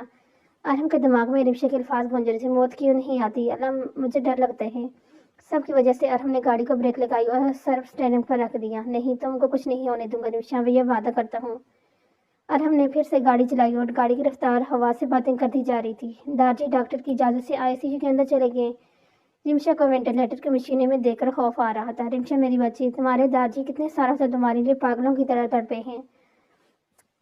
اور جاؤ ایک بار دارجی کہہ کر بولو۔ دارجی رمشا کے گالوں کو پیار سے سلا رہے تھے، لیکن کوئی فائدہ نظر نہیں آ رہا۔ میں سب کو سزا دوں گا جس نے میری بیٹی کو سزا دفعی دی، بس ایک بار بولو تو صحیح۔ دارجی اب زور قطار رو رہے تھے، لیکن رمشا کی آنکھیں نہیں کھلی۔ سر پلیز آپ باہر آ جائیں، نرس نے دارجی سے کہا۔ دارجی نے سر ہلاتے رمشا کے سر پر بوس دے کے باہر آ گئے۔ میں نے نسا تو کسی کو نہیں سن رہی تھی، بس گلاس وال کے ساتھ لگے آنسوں کو بہا رہی تھی۔ نور تو اپنے باپ کے ساتھ لگ کر دعا کر رہی تھی ہی دلاور خان یوسف صاحب تیمور تو بس دارجی کے پاس ہی رہتے تھے۔ عابد تو حامد کو سنبھال رہا تھا۔ سب باہر کوریڈور میں بیٹھے رمشا کو دیکھ رہے تھے جو 5 گھنٹے سے بے سود حرکت پڑی تھی۔ ڈاکٹر نے چیک کیا تھا، لیکن ایک ہی جواب، کوئی رسپانس نہیں دیا۔ دیکھ کر چلے جاتے۔ یاسر صاحب کب سے میرن صاحب کو بیٹھنے کا کہہ رہے تھے، لیکن وہ نفی میں سر ہلا رہی تھی۔ نور اپنی ماں کی حالت دیکھ کر بس خاموشی سے آنسو بہا رہی تھی۔ ڈاکٹر چیک کرنے آئی تو حامد بولا تھا، ڈاکٹر کیا اپنی گڑیا سے مل لوں؟ وہ جاگ جائے گی، بس مجھے سزا دینے کے لیے سب کو تنگ کر رہی ہے۔ عابد کو حامد اس وقت اپنے ہوش میں نہیں لگ رہا تھا۔ وہ ڈاکٹر نے حامد کی دلی کیفیت کو سمجھ کر جانے دیا۔ میرے انسان نے شدت سے دعا کی حامد کے اندر جانے سے ان کی بیٹی کو ہوش آ جائیں۔ حامد اندر آئے تو آنکھوں سے ایک قطرہ آنسو جو نہیں نکلا تھا اب رمشا کو دیکھ کر اب آنکھوں سے گالوں پر پھر سے رہی تھی۔ گڑیا میں آیا ہوں لینے، چلو اٹھو اور چلو۔ حامد نے رمشا کا ہاتھ پکڑا، لیکن کوئی حرکت نہیں۔ گڑیا اب اپنے بھائی کو ایسے تنگ کرو گی، اسی بیڈ پر پڑی رہو گی؟ حامد نے اپنے آنسوں کو صاف کیا۔ اچھا یہ دیکھو، میں کان پکڑ رہا ہوں، اب بھی نہیں اٹھو گی؟ حامد کو سب باہر سے دیکھ رہے تھے، ہر حرکت پر سب ہنستے ہوئے رو پڑے تھے۔ حامد کو رمشا میں کوئی حرکت محسوس نہیں ہو رہی تھی، اس لیے رمشا کے سر پر بوس دے کر باہر جانے لگا تھا اور بھاگتا ہوا اسپتال سے باہر نکل گیا۔ حامد کے پیچھے عابد بھی گیا، جانتا تھا اس وقت حامد کی حالت کیسی ہو رہی ہے۔ حامد اسپتال سے باہر آ کر گر سانس لے رہا تھا۔ عابد نے حامد کو کندھے پر ہاتھ رکھا، وہ حامد وہیں گر گیا۔ عابد میں بزدل نکل، اگر ہمت کرتا تو آج گڑیا اس حالت میں نہ ہوتی۔ کیسی کے گناہوں کی سزا میری معصوم بہن کو ہی کیوں مل رہی ہے؟ حامد اب رو رہا تھا۔ آس پاس کے لوگ حامد کو روتا ہوئے دیکھ جا رہے تھے۔ عابد نے حامد کو اٹھایا اور لے جا کر بینچ پہ بٹھایا۔ عابد سے اپنے دوست کی حالت برداشت سے باہر تھی، لیکن ہمت دینی تھی وہ دے رہا تھا۔ حامد انسان جو سوچتے ہیں وہ نہیں ہوتا، نہ کچھ چیزوں پر اللہ کی مرضی ہونی ہوتی ہے، نہ ہمت کرو یار، رمشا کو کچھ نہیں ہوگا، پھر سے پہلے جیسی ہوگی۔ حامد نے ہلکی مسکراہٹ سے عابد کو دیکھا، کبھی وہ ٹھیک ہے، لیکن ایک ڈر، ایک خوف تھا جو اندر ہی اندر رکھا رہا تھا۔ کہیں پاس سے اذان کی آواز ہے۔ حامد نے اوپر آسمان کو دیکھا اور پھر عابد کو ہمت کر کے نماز کی نیت کی اور پاس ہی بنی مسجد میں دونوں نماز ادا کرنے چلے گئے۔ حامد جیسے جیسے وضو کر رہا تھا کانے میں اذان کے الفاظ گونج رہے تھے۔ دونوں کو وضو کر کے نماز کے لیے کھڑے ہو گئے اور مولوی نے سب کی نماز ادا کروائی۔ ارحم تیز ڈرائیو کرتے ہوئے اسپتال میں آیا اور سب سے پہلے ریسپشن پہ کھڑی نرس سے رمشا کو پوچھا، نرس رمشا مل کہاں ہے؟ نرس نے ارحم کو دیکھا اور پھر کمپیوٹر اسکرین پر سرچ فور فلور پر left side ICU room number 43۔ Nurse جیسے بتایا ارحم دوڑتا ہوا لیفٹ میں آیا اور اوپر فلور پر جانے کے لیے بٹن پریس کیا۔ لفٹ کے روتی ہے ارحم بھاگتا ہوا آیا۔ یوسف صاحب نے ارحم کو دیکھ لیا تھا، تپش میں آ کر ارحم کے سامنے آئے۔ ارحم کا راستہ روکا تھا اور گرمان سے پکڑا تھا۔ سب ہی یوسف صاحب اور ارحم کو دیکھ رہے تھے۔ میرے انسان نے نفرت سے منہ پھیر لیا۔ نور آج ارحم کو دیکھ بھی نہیں رہی تھی۔ یاسر صاحب تو جیسے آئے تھے ویسے ہی بیٹھے تھے، کوئی حرکت نہیں تھی، کچھ نہیں بولے تھے، بس چپ کر کے اندر اپنی بیٹی کو دیکھ رہے تھے۔ کب وہ ہوش میں آئے، کب وہ پاپا بولے، لیکن وقت تھا، یا گزر نہیں رہا تھا یا کٹ نہیں رہا تھا۔ پاپا پلیز ایک بار رمشا بھی ارحم کے الفاظ منہ میں ہی تھے کہ یوسف صاحب نے تھپڑ مارا۔ پاک کچھ باقی رہ گیا ہے؟ تم دو ماں بیٹے نے اپنی نفرت میں ایک معصوم کو زندگی اور موت میں کھڑا کر دیا اور تم ابھی کہہ رہے ہو ایک بار؟ اور ارحم نے اپنے باپ کے الفاظ کو سنا تھا۔ میں نے کہا تھا نا آنکھیں کھولو، نفرت میں اتنے اندھے نہ ہو جاؤ کہ کل کو دونوں ہاتھ ملتے رہ جاؤ۔ تم نے اس کے ماں باپ سے ایک بیٹی دور کر دی۔ ارحم تم نے ایک دادا سے ان کی پوتی کو جو ساری زندگی اس کو دیکھنے کے لیے ترسے تھے وہ چھین لی، ایک بہن کو اس سے الگ کر دیا، اب کیا لینے آئے ہو ارحم؟ یوسف صاحب نے ارحم کو چھوڑا تھا لیکن ارحم ایک لفظ نہیں سنا، بولتا بھی کیا، سچ ہی تو کہہ رہے تھے۔ ان سب سے ایک رشتہ لے لیا تھا، اپنے انتقام کی آگ میں سب جلا دیا تھا۔ عابد اور حامد ابھی نماز پڑھ کر آئے تھے کہ حامد کو اچانک اپنے دل میں درد ہوتا محسوس ہوا۔ حامد نے دل کے مقام پر ہاتھ رکھا تھا۔ عابد نے جلدی حامد کو دیکھا، فوری طور پر حامد کے پاس آئے۔ کیا ہوا حامد، سب ٹھیک تو ہے؟ عابد کو فکر ہوئی، ہاں بس اچانک درد ہو رہے، ہمیں چلنا چاہیے۔ حامد کہہ کر عابد کے ساتھ اسپتال آ گئے، لیکن آگے ارحم کو کھڑا دیکھ حامد کی آنکھیں سرخ ہو گئی۔ وہ بنا دیکھے ارحم کے سر پر پہنچا اور تھپڑوں اور موقعوں کی برسات تھا۔ تم جانور، اب کیا لینے آئے ہو؟ ہاں میری بہن کو اس حال میں پہنچا کر اب کیا دیکھنے آئے ہو؟ زندہ ہے کہ مر گئی ہے؟ یہ ابھی اپنی بائی کا خون کا بدلہ لینے کے لیے اس کا گلا دبانے آئے ہو؟ حامد نے ارحم کو مکے اور تھپڑوں سے برا حال کر دیا۔ عابد اور تیمور نے جلدی سے حامد کو پکڑا، نہیں تو حامد آج ارحم کو جان سے مار دیتا۔ چھوڑو مجھے، چھوڑ دو دونوں، میں ابھی اس کو چھوڑوں گا نہیں۔ میری بہن کو انسان بھی نہیں سمجھا اس حیوان نے۔ حامد پاگل ہو رہا تھا مارنے کے لیے۔ تیمور اور عابد ہی حامد کو باہر لے کے گئے تھے۔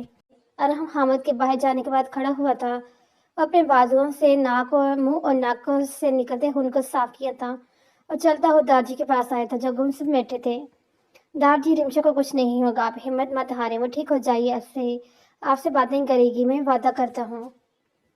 دارجی کچھ نہیں بولے تھے، وہ تو ابھی بھی بس ICU کے اندر دیکھ رہے تھے کب رمشا بولے، کب وہ اس کی ہر خواہش کو پورے کریں جس کے لیے انہوں نے اپنی آدھی زندگی ڈھونڈنے میں لگا دی تھی۔ دلاور کو وجاہت کی حالت کو پہلی بار رونا آیا تھا، اس لیے دوسری طرف منہ کر کے اپنی آنکھیں میچ کے تھے۔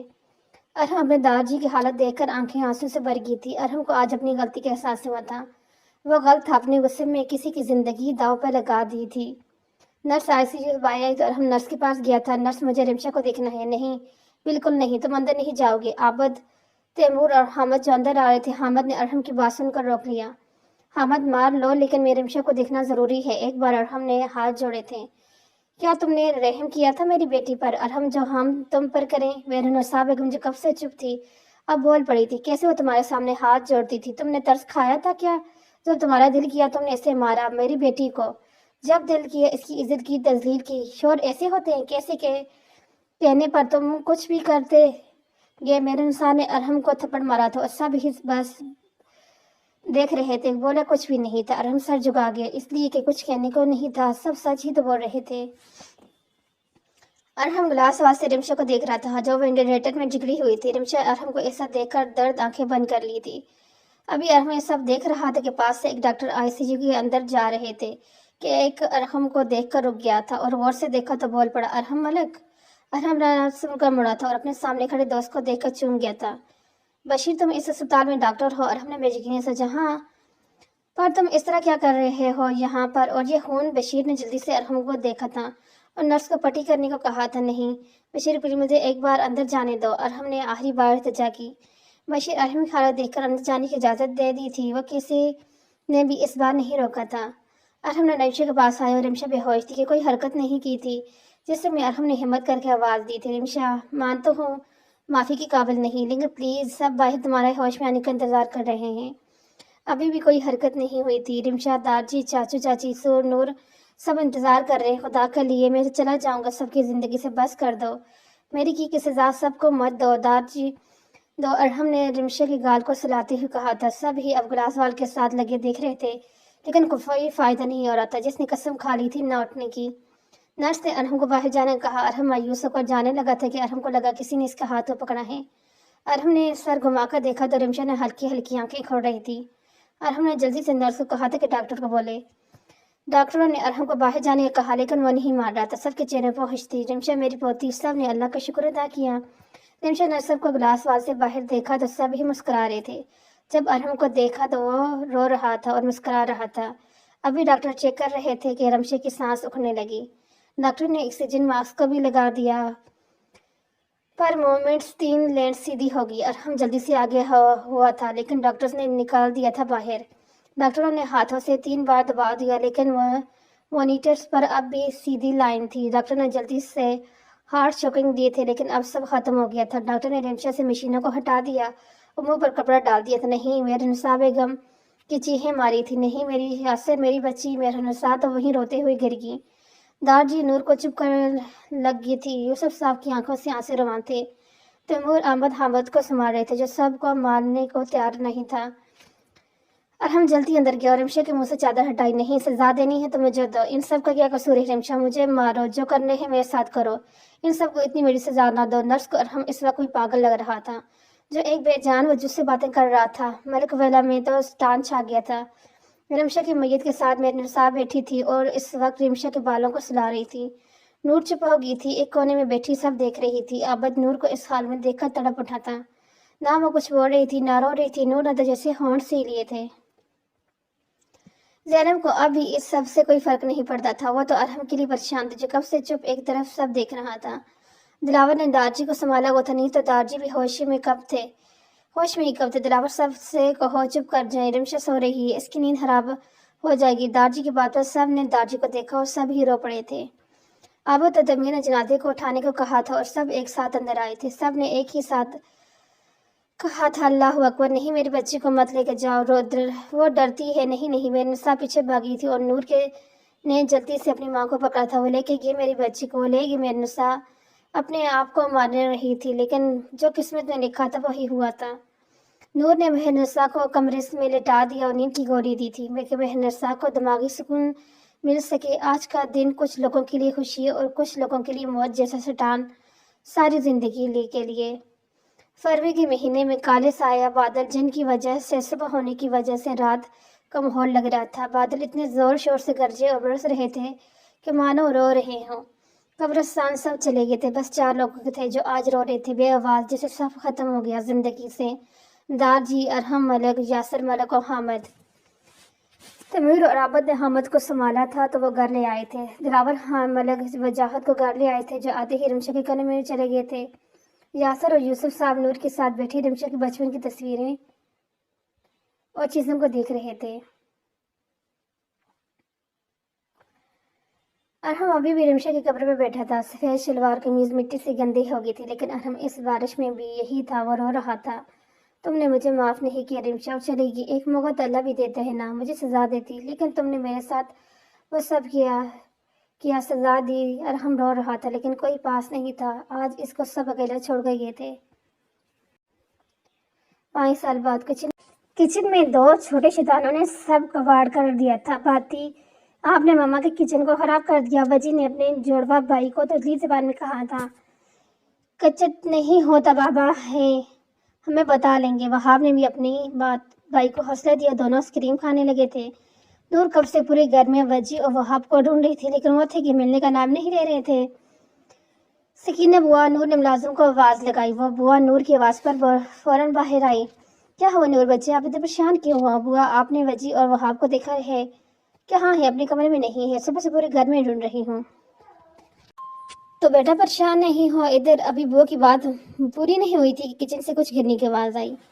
नूर और वो किचन में आई तो बुआ का हंस के बुरा हाल था और नूर का मुंह तो खुल गया था, क्योंकि नूर का किचन इस वक्त मैदान जंग का मंजर पेश कर रहा था। तुम दोनों की तो नूर गुस्से से दोनों की तरफ आई थी, लेकिन वो दोनों मौका देखती ही भागी। नूर ने फिर भी नहीं छोड़ा। वजी और वहाब जल्दी से दरवाज़ा खोल रहा था और बेड पर चढ़ गया और आबद को जगा रहे थे। बाबा जल्दी उठे बाबा। لیکن عابد صاحب تو مردوں کے ساتھ شرط لگا کر سوئے تھے۔ وہاب نے عابد کے بالوں کو اور وجی نے عابد کے گالوں کو پکڑ کر کھینچا تھا، جس کی وجہ سے عابد درد سے بلبلا کے اٹھا تھا۔ کیا ہے تم شیطانوں کو کیوں صبح صبح جگا دیا؟ عابد نے ابھی پوچھا تھا کہ نور جاسی کی رانی بنی کمرے میں آئی اور وجی اور وہاب کو پکڑنا چاہے، لیکن دونوں عابد کے پیچھے چھپ گئے تھے۔ آج نہیں چھوڑوں گی، مار مار کے سیدھا نہ کر دیا، نہ میرا نہ بھی نور نہیں۔ عابد کو ابھی تک سمجھ نہیں آ رہا تھا یہ کیا ہو رہا ہے۔ 1 منٹ، عابد اب چیخا تھا جس سے تینوں سیدھے ہوئے تھے۔ کیا صبح صبح تینوں چیخ رہے ہو؟ ہوا کیا ہے؟ اپنے ان لاڈوں سے پوچھے۔ میرا سارا کچن کا کباڑا کر کے آئے ہیں، نور نے روتی شکل بنا کر کہا۔ عابد نے وجی اور وہاب کو دیکھا تو کہہ لگا اٹھا تھا، جس سے وجی اور وہاب بھی اپنے بابا کے ساتھ مسکرائے تھے۔ ہاں ہاں، نور کا ان کا ہنسنا اور غصہ تلا کہ آپ ان کو سمجھنے کی جگہ ہنس رہے ہیں۔ عابد، نور نے تب کر کہا۔ نور دیکھو کتنے پیارے لگ رہے ہیں، دونوں کے منہ آئس کریم سے بھرے ہوئے ہیں۔ ہاں تو ٹھیک ہے، آج بچوں کو آپ نہلائیں گے اور کچن بھی آپ صاف کریں گے، نور کہہ کے بات چلی گئی تھی۔ عابد کا منہ کھل گیا تھا۔ نور سے بات سے پھر مسکرا کر اپنے شیطانوں کو دیکھا تھا اور نہلانے کی کمرے میں لے گیا تھا۔ نور کی شادی 3 سال پہلے ہوئی تھی۔ عابد نے نور کو بہت خوش رکھا تھا، کبھی کوئی تکلیف نہیں دی تھی، اور 2 سال پہلے نور کی قدموں جنت آئی تھی۔ اللہ نے نور کو 2 جڑواں بیٹے دیے تھے۔ وہاب اور وجی دونوں ہی جان تھے اپنے ماں باپ کے، یہ اپنی دنیا میں خوش تھے، لیکن نور کبھی کبھی ارحم اور اپنی بہن کا سوچ کر رو پڑتی تھی، اور عابد بھی ہی سہارا بھی بناتا رہا تھا۔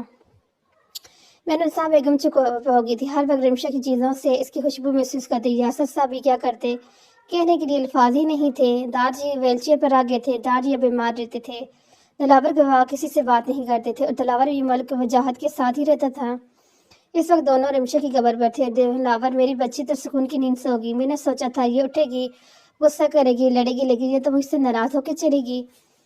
دلاور نے وجاہت کو دیکھا تھا اور آنکھیں بند کر کے کھولی تھی۔ وجاہت، رمشا کی زندگی اتنی ہی تھی، وہ خوش ہوگی اس دنیا میں، چلو اب دعا کرو پھر گھر چلتے ہیں۔ دونوں کی دعا کی، ارحمان اور رمشا کی قبر پر پھول ڈال کے گھر کے لیے چلے گئے۔ زینب بیگم کو پیرالائسس ہو گیا تھا اور وہ بس بیڈ کے ہو کر رہ گئی تھی، کوئی نہیں تھا پوچھنے والا۔ زینب بیگم اپنے 2 جوان بیٹوں کو کھو دیا تھا، ارحمان جو اس دنیا میں سے نہیں تھا، ارحم جو رمشا کے دفنانے کے بعد کبھی گھر واپس نہیں آیا تھا۔ عابد اور تیمور نے تلاش کیا، پر وہ تو جیسے سب سے منہ موڑ گیا تھا۔ یوسف صاحب نے اپنے آپ کو کام کی نظر کر دیا تھا۔ پاپا، ہم کہاں جا رہے ہیں؟ اس چھوٹے سے سرخ ناگوری بچی نے برابر سے جو کب سے باہر دیکھ رہا تھا، کیسے اپنے سے ملنے بیٹا؟ بولتے وقت آنکھوں سے میں آنسو بھر گئے تھے۔ سر جی، قبرستان آ گیا، ڈرائیور نے مخاطب کیا، اور بس ہم کہہ کر گاڑی سے نکل کر اندر چلا گیا۔ آج دعا پڑی اور قبر پر ہاتھ رکھا، اٹھا آنکھیں تھی کہ بس ابھی باہر آنسو نکلنے کو تیار تھے۔ پاپا، یہ کس کی قبر ہے؟ حامد اپنی سوچوں میں تھا کہ اپنی بیٹی مریم کی آواز سے مڑا۔ حامد نے مریم کو اپنی گود میں لیا تھا۔ یہ آپ کی پھپھو کی ہے، جسے ناکردہ گناہ کی سزا ملی تھی۔ پاپا، آپ رو رہے ہیں؟ مریم نے حامد کے چہرے سے آنسو صاف کیے تھے۔ نہیں تو بیٹا، چلو گھر چلتے ہیں، ماما ویٹ کر رہی ہوں۔ حامد نے آنسو کو صاف کیا تھا، ایک نظر قبر پر ڈال کر اپنی بیٹی کو گود میں کر گاڑی کی طرف بڑھ گیا۔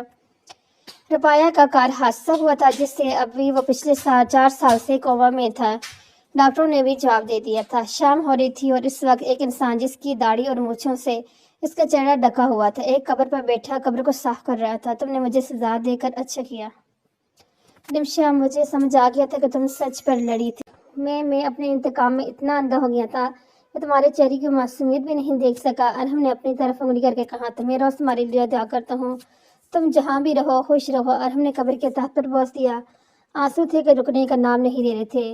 دور ایک بوڑھے بابا نے ارحم کو دیکھ کر آسمان میں دیکھا اور ہاتھ اٹھا کر دعا کی، یا اللہ اس کی مشکل دور کر۔ پر انہیں کیا پتا تھا کہ اس نے اپنی قسمت خود بنائی تھی۔ پاس سے مغرب کی اذانوں کی آواز آئی۔ ارحم نے رمشا کی قبر کے تحت کا بوس کیا اور اٹھ کھڑا ہوا۔ اچھا چلتا ہوں، کر پھر آؤں گا، ارحم کہتے کہتے رو پڑا اور چلا گیا۔ کہاں یہ کسی کو نہیں پتا تھا، بس اللہ ہی یہ راز جانتا تھا۔ دا اینڈ، یہاں سے ہوا ہمارے اس ناول کا اینڈ۔ سیڈ اینڈ تھا، لیکن یہ ہے کہ جو لوگ جیسا کرتے ہیں ویسے ہی ان کے ساتھ ہوتے ہیں، جنہوں نے جتنا برا کیا ان کے ساتھ اتنا ہی برا ہوا۔